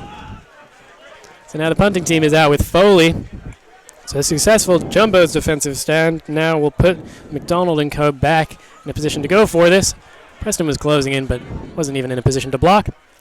Adams is going to let this roll, and it'll be spotted at the 31-yard line. So that's where the Jumbo's offense will pick up now. Justin Foley's punt is down at the Tufts 31-yard line, which is where the So Bernie, do you want to tell everyone what you've been up to since you graduated JumboCast? Sure. Well, graduated not just JumboCast, but Tufts University last May, and I did a little bit of traveling at that time. Went to Chicago, the Bay Area, Seattle, hit up 5 major league ballparks while I was at it. And I started working as a software engineer at Kogo Labs in Cambridge, just over the border from Somerville, as a software engineer. And that's been a lot of fun. That's what I've been doing since. Snap to McDonald now, looking to throw, finds Donahue mid-range. He's got enough for a first there, and he's got a little more. He's going to be taken down ultimately at the 47. The big man just kept on trucking there. And that'll be a first down and a positive move from the Jumbos with the pass. There is a flag on the play, though, so we'll see if that one's coming back. Looks like it might have been a late hit on McDonald. Yeah, that's going to be a roughing the passer call against the Bobcats there, so that'll move them into Bobcats territory, the Jumbos. That's a nice little bonus there for them, and again, positive start to a drive, especially with field position. Bernie, you've also been doing some sportscasting, correct? Just a little bit here and there. Not JumboCast doesn't get to every Tufts athletics event, and when JumboCast isn't available, sometimes the athletics department hits me up and says, "Hey, could we get a commentator for volleyball or soccer, whatever it is?" It's a screen pass to De Leon, and he's got room to run out all the way to the first down marker. A nice pickup of a 10 or 11 for De Leon there. McDonald sort of did some tricky stuff. Fake taking it himself and then dinked it out to Dan De Leon, and he takes it all the way up to the 26-yard line. Jumbo first down. 4 wide receivers, and McDonald's going to take it himself here. Clever fake, got him some room, and he'll gain around 4 or 5 on that pickup. Approaching his 100-yard rushing day. And quickly going again, there's McDonald, and he's got the first down. Absolutely no time to breathe for the Bates defense. And they have no answers for Ryan McDonald so far in this quarter except forcing him to pass, which they've been totally unable to do at this point. First down for the Jumbos. He's taking control of the game, McDonald, just as he was trying to do in the first quarter. He's getting back to his best. First and 10 from the 13 now. Jumbo's down 1. This is Borelli, and he's going to get eaten up there by the defense. On the tackle there is number 8 for the Bobcats. That is Chase Fulton. 3 tackles last week. He gets a big one there, a tackle for loss. That's his second of the season. It's a loss of 5 for the Jumbos. It'll be 2nd and 15 for Tufts. 2nd and 15 now. 5 lost on that Borelli run. Let's see if they go to the run again. And McDonald's going to take it himself. He exercised his option. He's got room to the touchdown, to the end zone, specifically his location. The touchdown is the score. Ryan McDonald there with an 18-yard rushing touchdown, putting a nice exclamation point after 2 drives where he's done almost all the effort. Here's Al Swanger to try and add another exclamation point to this drive with another point. But the Jumbos are once again in the lead, 19-14 now, 6 minutes and 44 seconds left in this third quarter. Why not go for 2 here? Well, maybe they should have, Bernie, because he's missed that extra point. He has struggled with those extra points all Swanger this season. Very inconsistent. He'll make some, but then miss others. Yeah, that's his 4th myth of the season now. Came into this game 3 for 6. He's now at a position where he's 4 for 8, so keeping with that 500 record. And Ryan McDonald doesn't need to throw it if he can do that, does he, Lucas? No, he has been fantastic. A great start to this third quarter. You see he has 119 passing yards, but then, as you said, 129 rushing yards, and he got that touchdown there. It's his 5th rushing touchdown of the season. Averaging 6.8 yards per carry in this game, so really proving why he's such a dual threat, and also proving why the bigger threat is his legs, even from the quarterback position. Another kickoff here, trying to atone for the one that went out of bounds last time, is Taya Berry.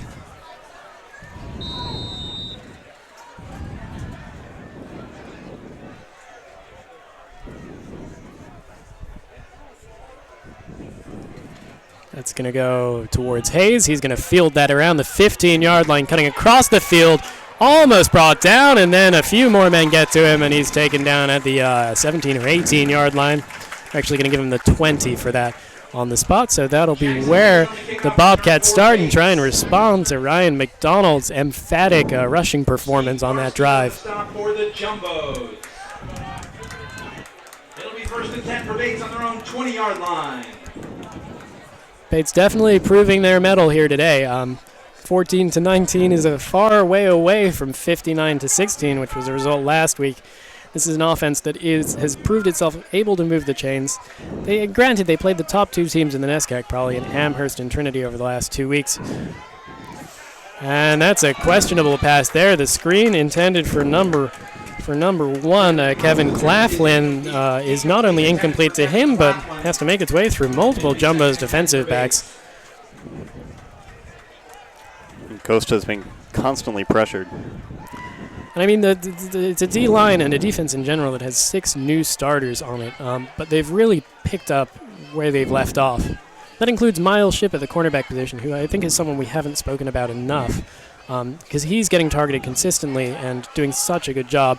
Bolden now, he's going to get some positive yardage and take his yardage for the day actually into the positives. He's going to get up 17 yards so far. I apologize for that. That is just the ref's microphone. That's not us. There was a flag on that play, offensive holding. So Bolden is going to get that negated there, and he's still going to be at 4 carries for 0 yards on the day. Fortunate there for the Jumbos. Another position for Bates that you don't usually want to notice, but which I did in the first half, was the center. Had a lot of wild snaps, and Costa had been up to the challenge, hasn't dropped one yet, but one wonders. It's now 2nd and 20 from the Bobcats 10. 4 wide receivers. Costa rolling out to his right, looking to throw under some heavy pressure now, throwing deep and well out of bounds. Incomplete. Now they're going into a situation where they really have struggled. The 3rd down, they're 2 for 9 so far in the game. I believe they were 4 for 17 last game. And not too many of those from 20 yards, I have to imagine. I mean, their long gain in the last game is something I've mentioned again and again. They were shut down so convincingly by Trinity that their longest pass play was 13 yards. They're going to need 20 here. They've done that already. The touchdown was from further out. Motioning to the outside is Bolden. One back remains. 4 options for Costa here. Looking to throw. Nice block. It's going to go short there. And being bottled up very quickly is number 6 for the Bobcats. That's Spillane on the catch, number 5, the running back, the sophomore from Byfield, Massachusetts, and he's going to pick up 2 yards, which is not 20 yards, and so they will go to punt at 4th and 18. Taking under 6 minutes now in this third quarter. Charlie Driver here with Lucas Pyle and our former GM Bernie Birnbaum here at JumboCast. Here's the punt. And again, a lot of pressure there on Foley, but he gets it off. Received by Adam at the 45-yard line, and he's going to pick up 3 there. And some nice coverage by the Bates special teams defense. Pretty good field position for Tufts to start, very close to midfield. And a big part of that is that 10-yard penalty. It didn't help them get through those set of downs, and it didn't help them with the field position here because it's 2 yards away from the midway, from the midfield line here. As McDonald comes back in, we've got 2 men in the backfield alongside him. It's Pedrini and Blunt. But McDonald's going to take it himself here. He's past the 45, and he makes it to the Bates 44 there. Another scramble for him. That's going to be a pickup at 8. There's just no answer. The C's magically part for him on every other play, it seems like, and he's able to run forward for an easy 8 yards. And that's why we've seen time and again that the way to beat this Jumbo's team is making McDonald throw. And that's what they have been doing. This time it's Pedrini. He's got the first down out to the 35. Mike Pedrini gaining 9. And the moment that you're ceding this much yardage to Ryan McDonald, there's nothing you can do. He's just going to gash you time and time again. And that's what Wesleyan did so well, was stop that run. But Bates has not followed their example. Pedrini that time not getting as much room, kind of fights his way through for 2 yards. It'll be 2nd and 8 from the 33. Pedrini 5 for 21 on the day. Dominic Borelli 12 for 58. Both of them with yards per carry. It's over 4 yards. Sort of the hallmark of a great performance. McDonald rolling out, passing, and it's a beautiful catch from Jack Dolan, jumping, spinning around, brings it down in the red zone. He'll advance to the 16-yard line. That's a gain of 15 for the senior history major from Wellesley, Massachusetts. And we've got an injured man down for Bates, so we're going to just sort of have to take a second here while he can get some treatment. Well, there's something I'd like your opinion on, a change that I noticed, the helmets. They've got Jumbos written on one side, numbers on the other. Actually, they've bought, it seems, an entirely new set of uniforms, wearing the baby blues here today. I don't know what they've been wearing on the roads, but I'd assume it's sort of a new brown or the whites, and they wore a white jersey last week against Wesleyan. So the teams are just going to take a second now as we get some treatment for the injured player, who is number 99 for Bates. That's Ramon Ruiz, the defensive lineman. And we hope the sophomore from Haskell, New Jersey, is going to be able to continue here. He's going to walk it off a little. The teams are going to come back out. It's a new look for the Jumbos. Same colors, new uniform, and a pretty similar team that's been performing better this year than they had last year. 5-4, a disappointing season in the first 9-game season in the NESCAC. But they beat Wesleyan, and that sort of, in my mind at least, is a major step forward for this team in building some momentum before we get to the Trinity games, the Amherst games, sort of games where there's a bigger challenge than, say, Hamilton, who they beat in the first week. Attempted pass to Dolan. Little too high for him, and if he had brought that down without jumping, he probably could have dashed into the house, but instead we'll have a 2nd and 10 from the 16. Well, Jack Dolan has been a really important receiver for Tufts. 53 yards on 5 receptions. Big return to this team. It was missed last week as the passing offense was practically non-existent in the second half. Only 2 first downs in the second half against Wesleyan. McDonald now looking to throw. He's going to loft that up for Roach. Roach coming down with it. Touchdown, Jumbos! Frank Roche, the senior, with a beautiful catch on a nicely lofted ball from Ryan McDonald. And he's proving he can do it with his arm, too, and it's a nice catch from his wide receiver. 25-14 Jumbos. Lovely little floated pass towards the right side of the end zone. And McDonald, again, another great play from him. And a great catch as well. That was fantastic. Here's Al Swanger, missed last extra point. 1 for 2 on the day. And that one's good, atoning for the last time. So it's 26-14 now. And this is a totally different Tufts offense than what we were seeing in the second quarter.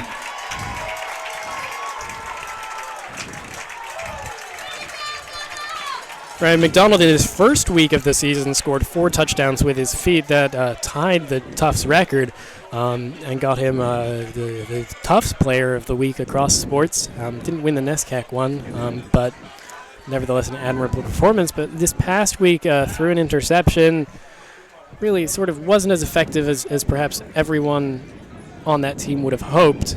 But he's proving his mettle again today against the Bobcats. He's up to 137 yards on the ground on 20 carries, and he now has 152 yards and a touchdown through the air.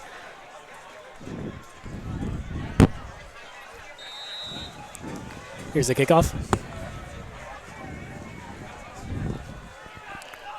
From the left hash. Back to receive it. We're going to see Hayes again on the return, past the 10. He's got to the 20 on the outside. Still has some space. Makes it down to the 27 before he's taken down. And here comes the Jumbos defense and the Bates offense. Defense has allowed 14 points so far. Again, the third best defense in the NESCAC as it stands on points allowed. They had been allowing 7.5 a game, which is sort of a very much an eye-popping average, but it's going to go up a little, but they'll still be happy with their performance, allowing on average 248.5 yards per game. I don't think Bates has gotten up to that just yet. First down now, looking to throw is Costa. And he evades a sack, and the second time coming. He gets taken down, but there's a flag on the play. We'll wait to see what that's for. Not quite panic time yet for Bates. For all the offensive fireworks, still a 2-possession game with 4 minutes left in the third. 12-point lead for the Jumbos. That's going to be a holding call against the Bobcats. And once again, we see a penalty early on in a drive that just keeps setting them back. This one's only a 5-yarder, but it's still going to now be 1st and 15. Or excuse me, no, that's a 10-yard penalty. It's 1st and 20.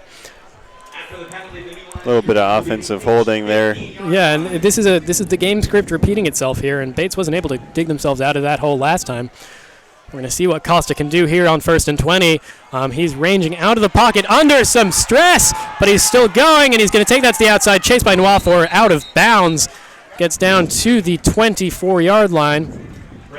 So he does have a nice pickup there, picking up 8 or 9 on that scramble. So good work by him. Sort of negating the penalty there as we go into second down. 2nd and 11 specifically, so a pickup of 9 with the spot. Well, just like McDonald for Tufts, Costa leading all rushers for Bates. Same thing on the season for both of those quarterbacks. Here he is now. He's looking to throw, but he's rolling out to his right now. It doesn't seem like he has any option, so he's going to just take it himself, and he's going to gain around 1 yard there, diving down at the 25. Timmons brought him down for Tufts. It's a gain of 2. It'll be 3rd and 9 for Bates. So 3rd and 9 now, picked up 2 officially. And another 3rd and long for Bates to try and convert. They're not going to want to give it back to McDonald right now with the hot streak he's on. So we'll see what they have planned here. Still very ineffectual on 3rd downs this game. They've got to get this. Costa has to find something. Running back motion down, under pressure, and he's brought down! A huge sack for Tufts. That's Kizimbing by the looks of it. I don't know, they might. Oh no, they're going to tread it. That's a Stephen Timmons, number 55. Took down the quarterback after the line of scrimmage. Last play. This time he gets him before. A huge sack for Stephen Timmons. A 6-yard loss will lead to a punt now. Might be panic time now.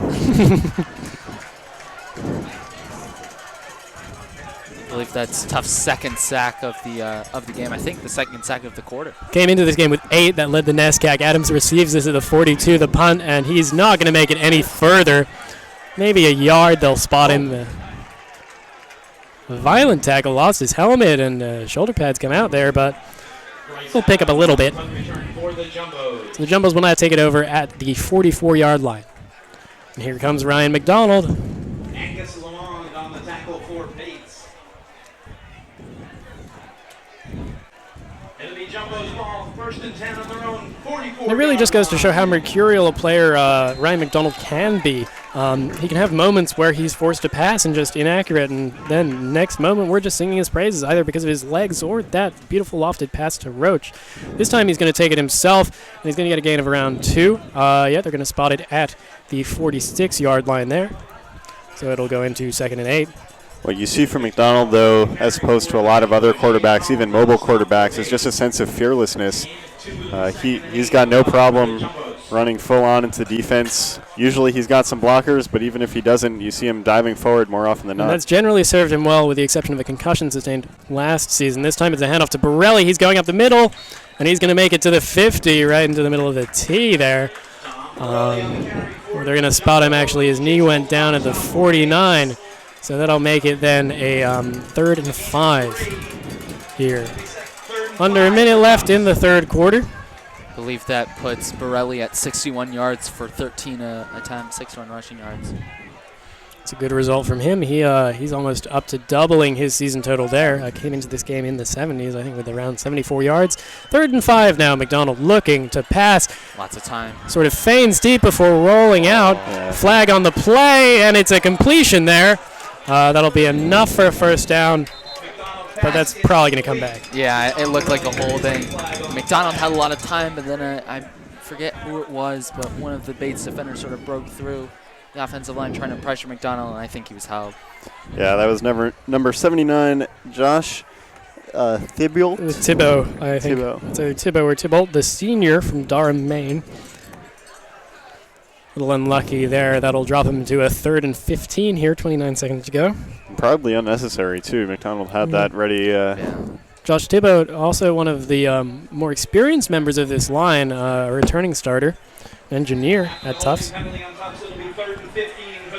3rd and 15 now from the 39-yard line. Clock resumes. Comes McDonald. He's got Borelli next to him. 4 wide receivers, including Armstrong in the slot on the near side. He is to watch for a deep threat. McDonald has some time. He passes. Another flag is down. A first down, but we're going to see that maybe come back. We'll have to wait and see. That was Dan DeLeon on the reception, but Tufts doesn't look bullish about their chances of this standing.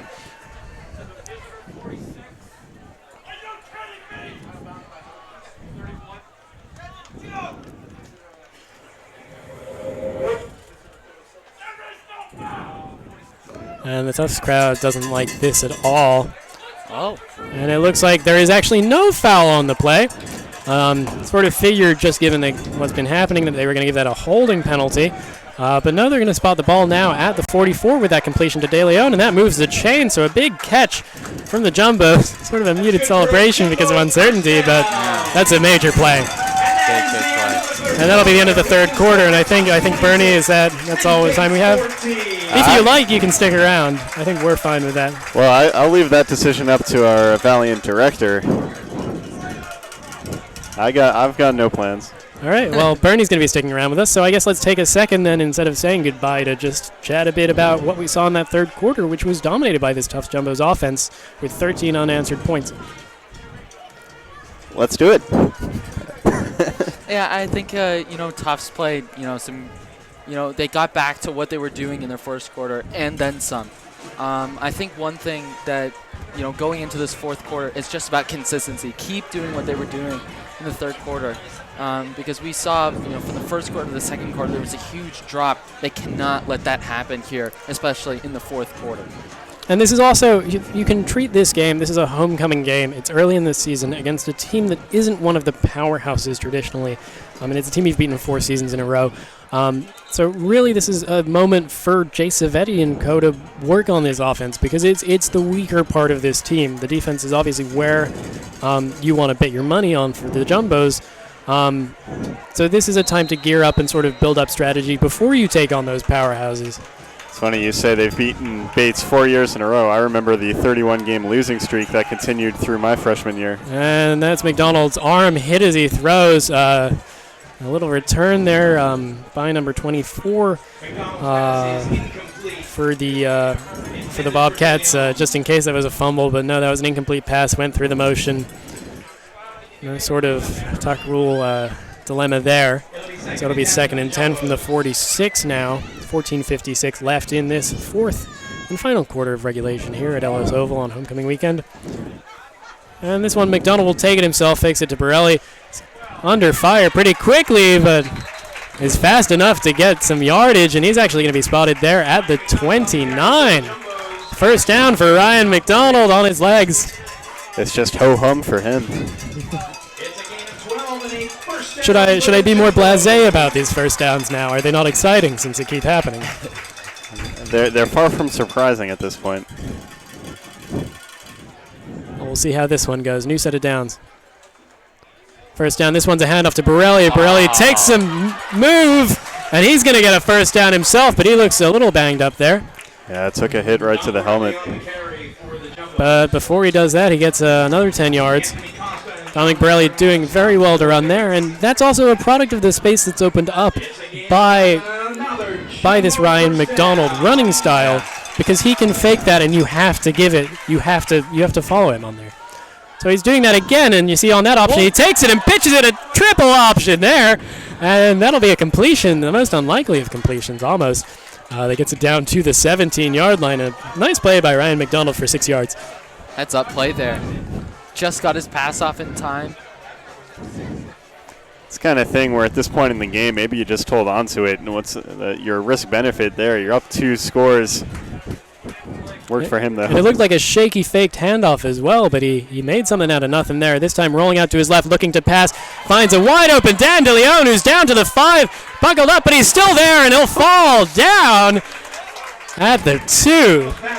He was attacked by a Bobcats defender like he was some sort of virus, and they were white blood cells, and he fell down for some more positive yardage at the end of that.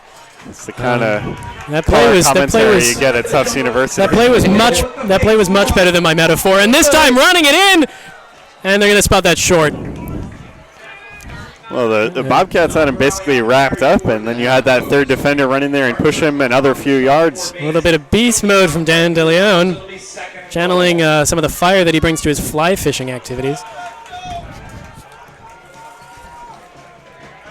You're not going to find a more prepared commentator than Charlie Driver, I'd folks. like to give some credit to Paul Sweeney in communications here, because they give me all of this to work with. 2 backs now. Winton Blunt, the fullback, next to Borelli. 2nd and 1. This time it's going to be a handoff to Dominic Borelli, and there's his touchdown. A 1-yard touchdown for Dominic Borelli. Just keeps on trucking along, and the Jumbos go up again now, 32-14, and we'll see if Alswanger can add another point onto that. But this has been all Jumbos in the second half. Yeah, they've really dominated. And for me, Don Borelli has deserved a touchdown, and he got it right there. His running has been fantastic. Has had some good rushes to get first downs. And there, another great play, and Tufts are getting further and further away from Bates. Tufts with almost 250 yards of offense on the ground so far. Here's Alswanger for the extra point. And that one's good. 33-14, Jumbos over the Bobcats. A little bit of a scare going into halftime, but coming out of that halftime team talk by Jay Savetti, the Jumbos have not looked back, and they have been dominant. We were talking in between the 3rd quarter into the 4th quarter about Tufts keeping up the momentum, keeping the consistency, and we just saw it there. Another great drive, and they've been superb in this second half. Bates has been completely helpless to stop them. Thanks to Ryan McDonald and Dominic Borelli and some trickery with some option plays. And this is going to look like Jumbos are currently in a firm position to put up to 3-0, but We'll see. 12 minutes, 48 seconds left. Anything can happen. It's about that time where in a 3-possession game you got to take the clock into account. I would not expect to see a whole lot of ground and pound from Bates. We also not that that's been part of their game. We haven't seen a lot of the deep pass that they kept trying in the first half, and that may be something they want to revert to because they were actually getting somewhere before we hit halftime. It's the kickoff. It's a little short there. It's going to be fielded at the 13-yard line. Running laterally, and that's a huge mistake there as he's tossed to the ground. You would kind of wonder what Jackson Hayes was thinking because he just tried to run completely laterally, and if you've ever played Madden, you know that never ends well. No, it doesn't, and he's just put his team in a really, really difficult situation. And we've seen throughout this game that Bates have not done that well when they are not in a good field position. And correct me if I'm wrong, but I don't even think they've crossed midfield with the ball this second half. Yeah, not that I can specifically remember. We're going to see 4 wide receivers here for Costa. He's flanked by Bolden. Looking to throw, rolling out now to his right. Going deep here, looking deep. Oh. Miles Shipp just does enough to break it up. That was Cody Greenhall, who's really having his best day of the season here. But Miles Shipp just put him off enough. Yeah, Greenall had to come through his hands down off his knee.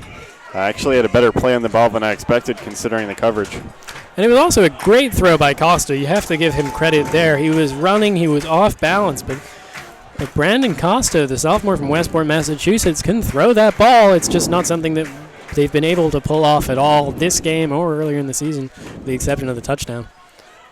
Another 4 receivers set. Motioning in is Greenhall. Costa now. He's going to be all sacked there. That's going to be a loss of 1 on the play. Coming down with it. I'll wait for the official spot. That's Jared Astley. That's his 2nd sack of the game now. The senior. And they lose 1 on that, so 3rd and 11 from the 15, excuse me. They had 2 sacks last weekend, now already up to 3. Overloaded the near side now on the 3rd down. Bolden motions to the other side of Costa. He's dropping back under immediate pressure, rolling out now, going to look deep again. Greenhall, nice. Easy catch there. Has some more space against Shipp and hauls it down at the 31-yard line. It's a gain of 16 for Greenhall. And that's a big completion there on 3rd down to put them up to 3 for 12 on 3rd down completion. As he's now got 4 catches, Greenhall, for over 60 yards and a touchdown, so it's a big day for him. This time, Costa's going to take it himself. Oh, and a beautiful, beautiful tackle there from Tufts' number 19, Jack Walton, the sophomore from Western Springs, Illinois. Dream job's an astronaut, but his job there was bringing Costa down to earth.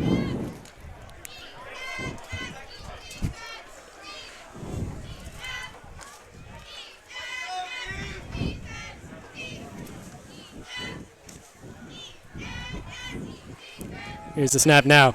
Short pass. That'll be complete. Complete to number 13, Marcus Ross, the senior from Mansfield, Texas.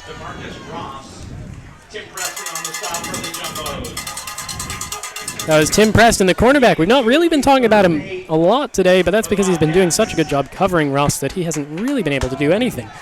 Preston, the senior, is probably the most accomplished defensive player not named Greg Hull on this field. 14 career touchdowns, 2-time All-NESCAC selection.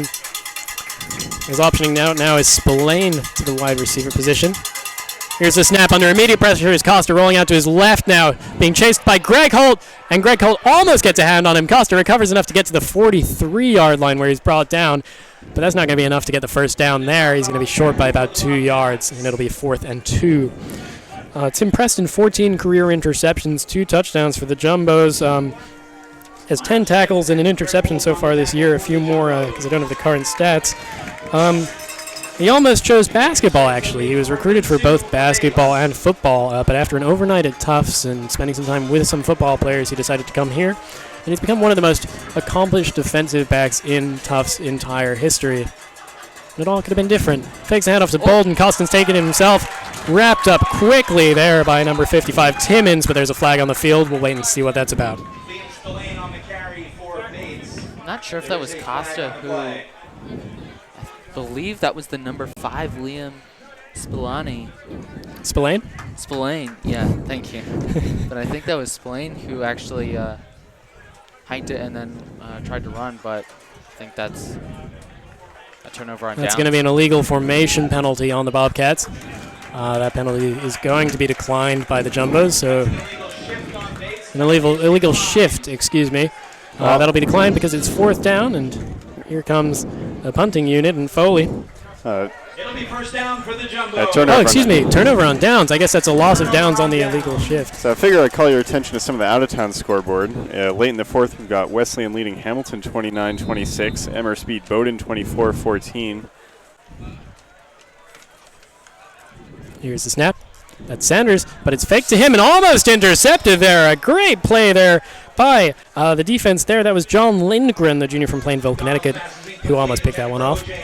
That Hamilton Wesleyan scoreline is interesting. Is that game over yet? About 2.5 left to play in the 4th quarter. Is that touching distance of an upset there for Hamilton in the Continentals? Second and 10 now. Middlebury's defeated Colby 31-14. This time it's Sanders who's going to take it to the outside, cuts in, and is wrapped up around the 39-yard line. A little bit of a tussle there after the play. Yeah, the tackler there was number 8, Chase Fulton. But I've saved the best for last for you. Early in the 4th quarter, Williams leads Trinity 21-9. Oh, that's a big one. Trinity, I believe, was the NESCAC champion last season. It might have been tied. My recollection is not totally accurate on that right now, but that would be a huge sea change if that happened. Williams is actually the next Tufts home game in 3 weeks. Sanders, the pass is low and incomplete. They're going to call. He's going to try and run that back as though it was a fumble, but that was definitely a forward pass. So it'll be a 4th down now for the Jumbos, and they've wasted this opportunity, you have to say. Not just to gain yards, but to burn some clock. Why not keep it on the ground? That's how the Patriots came back in that famous Super Bowl. Yeah, they've been unable to reclaim that magic since, just like Bates in their performance in the first half versus the second half. Here comes La Piana and the punting unit. It's done fairly well today. Number of deep punts. Sort of unorthodox style that involves a little run-up when he feels like it. Probably won't see that now because he's trying to pin him. And he doesn't exactly pin them any deeper than the 13 there. That's where it's going to be spotted. So maybe a little shorter punt than you would like, but it's still disadvantageous starting position now for the Bobcats. 8 minutes and 43 seconds to go in this game. 33-14 to the Jumbos. Ryan McDonald and Dominic Borelli combining for all the scores in this half. A touchdown from McDonald's legs and arm, and a 1-yard rushing touchdown from Dominic Borelli have put the Jumbos up when they entered this half down 14-10. So here's the 1st and 10 from the 13. 3 wide receivers. Man in motion now is Bolden. Costa takes it himself, and he's going to batter his way through for a gain of 1. Excuse me, Liam Spillane ended up with that one. Seemed like it was a direct snap.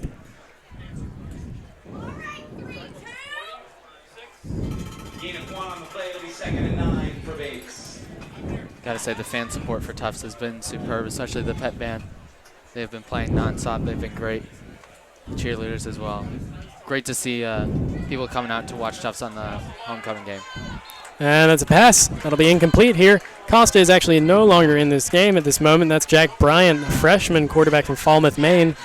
He's getting his first experience of his college career, and he's now stepped back out.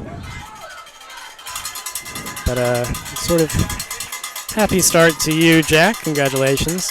First pass, not necessarily what you'd want with the incompletion, but here we are with Costa again, 3rd and 9, 14-yard line. A lot of open space there. Oh, and he's going to be taken down. Greg Hull was in there first, but I think the final blow came to his teammate. I need to see exactly who that is. But either way, Jack Walton, the linebacker, a massive sack.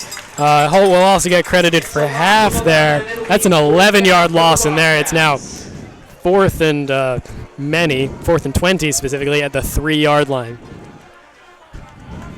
So that's not what you want to see if you're Foley. Not a lot of space there, and the Jumbos have been doing well to get in on these punts. He's going to have to get this out quick, and he does. But that's not even going to get to the 40 there. Adams receives it at the 42-yard line, the 37-yard line, excuse me, and takes it forward 6 yards to the 31. So that's where the Jumbos will start, and that's the best field position they've had all day.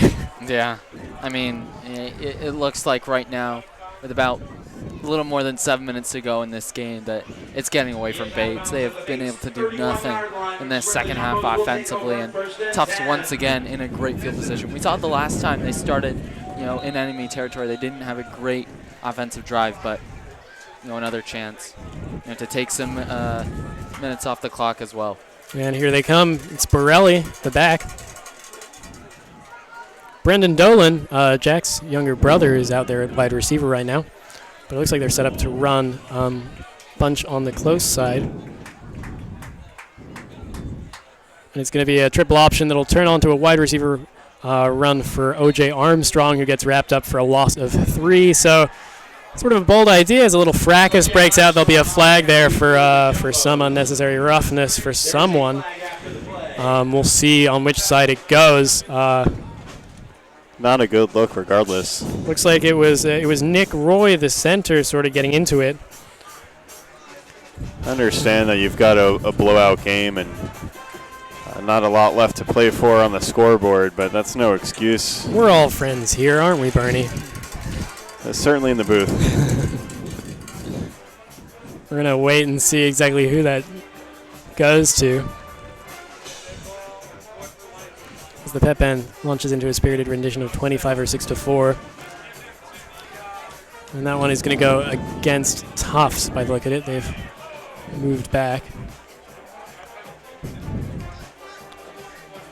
Or it seems, it was offsetting unnecessary roughness penalties. Which, makes sense. Fights have many times 2 sides, and this was one of those cases.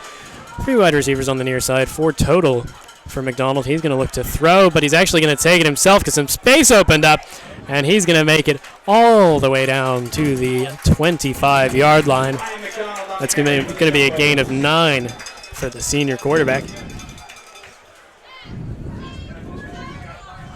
3rd and 3 now.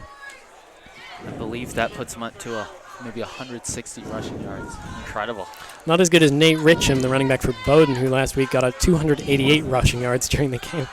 Sanders in at running back. Pass intended for Armstrong and dropped. It'll be 4th and 3 now. And we'll see what they do here. They've been sort of going for it recently, but they're up pretty well. Discussions here between the offensive coordinator for the Jumbos, Frank Hauser, and his quarterback. It looks like they're going to stick in there and go for it. They are 0 for 2 in the game, but we'll see if they can potentially make it 1 for 3 here. Sticking the same formation. Sanders is back. Hard count. Here's a snap. McDonald rolling out. He's going to look towards the end zone to O.J. Armstrong. Defender, great play, O.J. Armstrong! Oh, my goodness! Defender tips it up into the air. O.J. Armstrong stays with it and gets it on the tip. That's a touchdown. First touchdown of O.J. Armstrong's career. His first catch of the day, and the Jumbos are blowing out Bates now 39-14. What a play by Armstrong to recognize that he wasn't going to be able to get it on the first attempt, stick with it, and get it off the deflection. It was very good defense. It was just sort of an unlucky tip in the way it wound up. Here's Al Swanger, excuse me. The snap, the kick, and that'll be another point to the Jumbos and take them up to 40. 6 minutes to get 19 and equal what Trinity did the other day. Of course, on defense, though, you're taught to bat it down. That was tipped up, and I'm not sure if he had the opportunity to bat it down, but that's why. I think part of that was that the defensive back was sort of late on that. I didn't catch exactly who it was. I think it was the safety Anthony Costa, number 4, who's been the best defensive player for this Bates team. But that was a situation in which you could see that he got onto that ball late. And he did very well in order to get his hand up and actually get his body between Armstrong and the ball. But the tip left a little bit to be desired. And that little bit turned into 7 points. On a 4th down as well, the first conversion on 4th down of 3 of the day. And fairly well placed by McDonald. Here's the kickoff.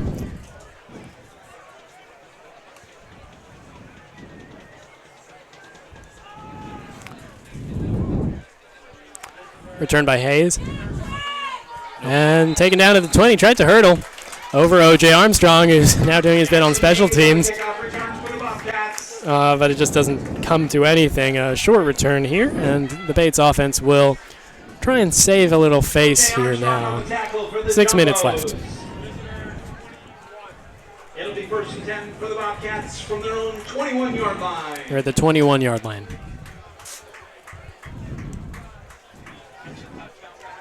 We're pretty much beyond the point of a comeback attempt. 4-possession game. It'll be a good opportunity to see some of the younger players, some of the players that don't get a lot of Yeah, and I mean something downs. you can't see on your screen right now is that there's a little game of catch being thrown, as this one on the field is caught by number 38 for Bates. That's Caleb Bolden gets that reception. What you can't see is Hagfeld and Carroll, the two quarterbacks here. Carroll, a freshman and probably the successor, you would think, to McDonald, are playing catch on the track. So that would be something to watch out for.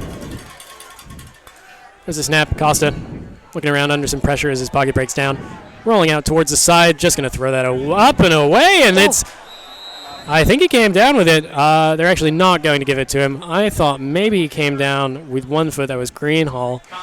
Even before, as Costa was scrambling, I thought there was an offensive holding that was not called.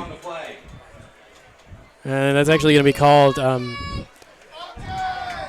It looks like it's a low hit there. It's going to be called. And so that's going to move Bates up. Roughing the passer specifically. Excuse me. Confirming our suspicions, looks like McDonald has his helmet off on the sideline, is taking congratulations from his teammates on his performance. We can take a look at his final stat line then. He's 15 for 36 for 207 yards and 2 touchdowns. And then 23 for 161 and 1 on the ground. So total yardage then upwards of 350 yards. Can't not be happy with that. He also had the There's longest rush Costa. of the game. He's going to take it himself out to the 45-yard line and out of bounds. And so it will be now a 3rd and 2 because they're actually going to give it to him at the 46.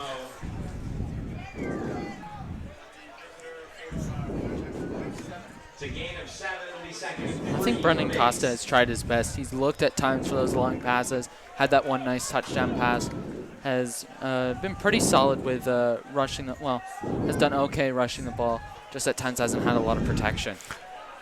And that's another example of sort of a lack of offensive line there as that run goes for nothing.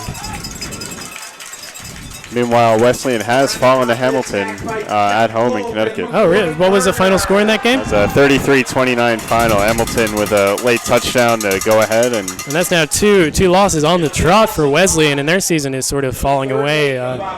They're 1-2 now, which is not what I think they would be expecting. They would want to be 3-0 like this Jumbo's team is shaping up to be. Costa completes a Greenhall at the 46-yard line, and that's where he's taken down. Yeah, second loss, especially with teams like Amherst and Trinity still left on the schedule, is probably going to preclude a NESCAC championship. Yeah, one upset really can do you in this league, and they've had one upset and one toss-up game that they shouldn't have won, so they'll probably just try and win out the rest of the way, but that's going to be a lot to ask, especially with a Williams team that is stronger than ever before. 4th and 2 now, going for it are the Bobcats. Costa, Spillane is the running back, and he's going to be brought down. We'll see where they spot that. It looked to me he was short, and they're going to spot him short there. And that's going to be a turnover on downs, Jumbo's ball. A yard short is Costa. And it looks like he's come up a little hurt as well on the play, limping off. That may be the last we see of him. I don't know. Looking where they placed the ball, that could be worth a measurement. That's a much too generous spot in my view.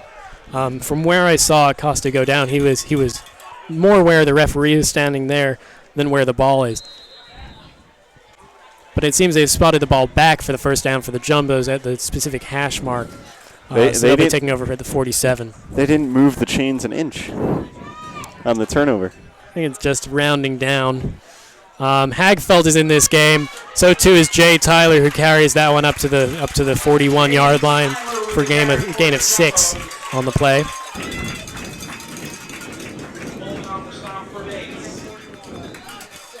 It's a gain of 6. 3 minutes, 13 seconds left in this game. Charlie driver Lucas Pyle, Bernie Birnbaum in the booth here.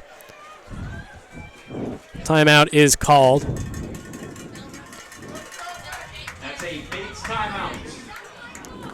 And so do you take, what sort of positives and negatives do you take from this Tufts performance of your Jay Savetti? I mean, I suppose my question is more on the negative side, because it looks at the scoreboard 40-14, a positive performance, but there are definitely things you can take away of what they can do better.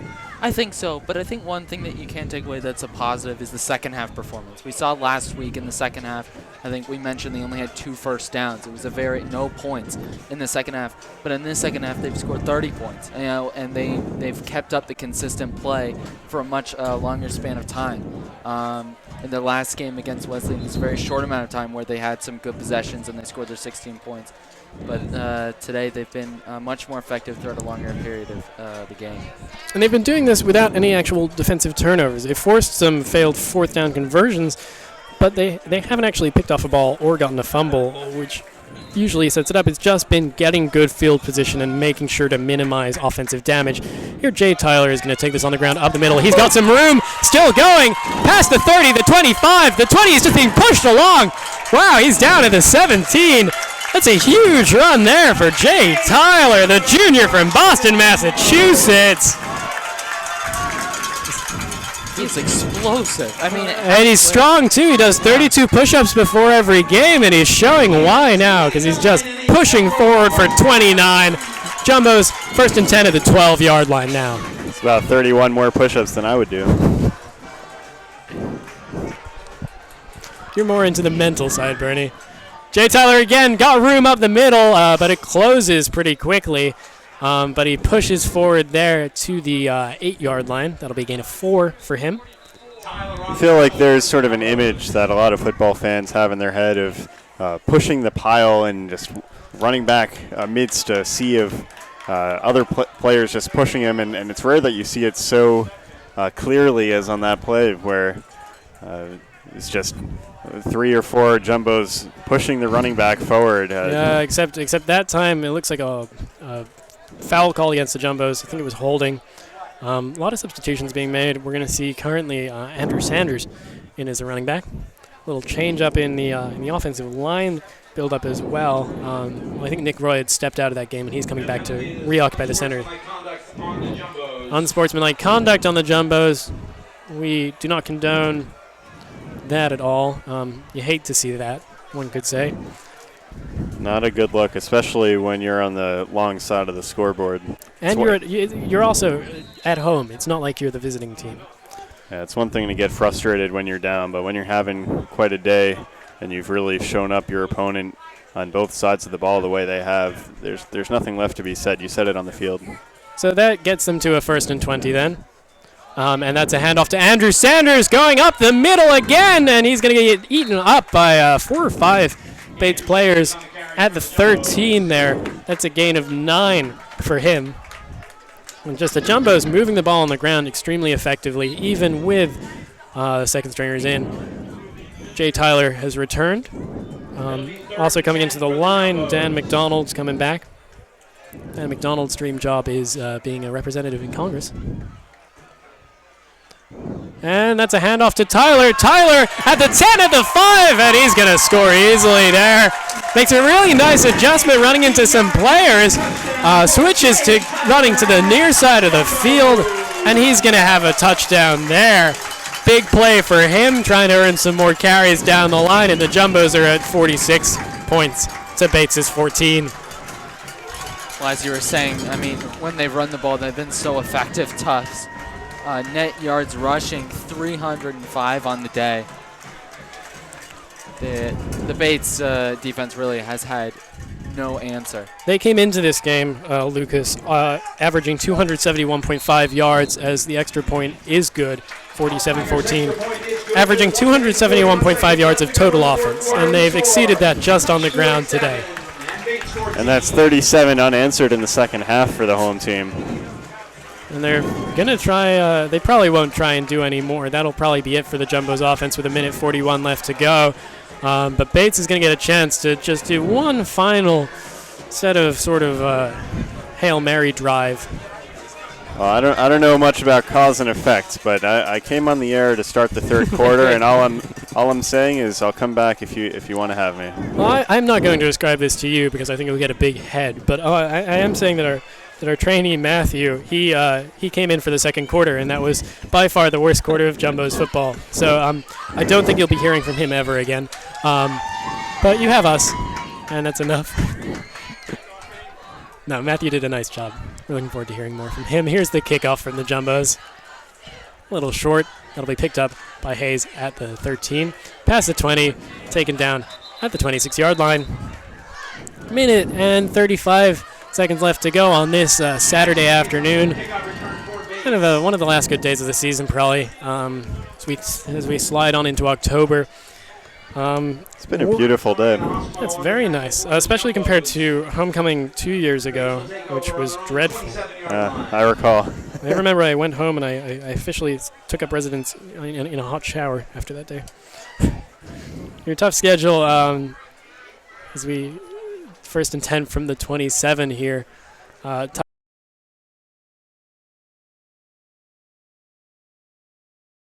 Can track down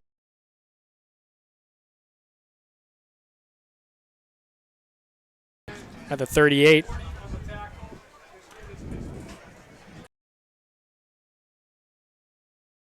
And that's Tom played to be in this position of even playing. He was recruited for the team but didn't make the team during his first 2 years, but kept practicing. This pass is tipped there by the Jumbos. Kept practicing and made the team last year, mostly doing special teams, and now he's sort of slid into that second string role as a senior and getting fiction class with him. Well, that's pretty cool. I mean, of course, this is Division III football. It's fairly rare for any players here to go on to higher levels, and so everybody's playing for the love of the game. But just to go and put in that effort to be a second string player as a senior. And that's overthrown for Flaherty. Bates' schedule. They go home to Lewiston for the next 2 weeks. They're playing Williams and then Wesleyan over the next two. Williams, very good as we've seen, or as we've heard about, I should say. And then Wesleyan sort of down, but maybe not out. We'll see about that. But they can be heartened by the performance that they've had, at least early in this game. That one's also off the mark to Flaherty, and it'll go to 4th and 10 with 40 seconds remaining in this game, the 38-yard line. Because they really did put up a very good fight in the first two halves. The first two quarters, excuse me. It'll be 4th down for the Bobcats. For sure, but this second half, I don't even think they've crossed midfield on the offensive side. You know, it's just been a real struggle, and the Tufts defense has time and time and again pushed them back. They've gotten a couple sacks in this half. It's been a markedly better performance than they did against Amherst and Trinity, and part of that is Amherst and Trinity that always are trying to win the league in a way that the Jumbos aspire to, but aren't actively pursuing in the same way. But they should be heartened. 3-0 start. They should be heartened by this in the sense of that they have to take on the big part of Bowdoin and Colby, traditional rivals for Bates.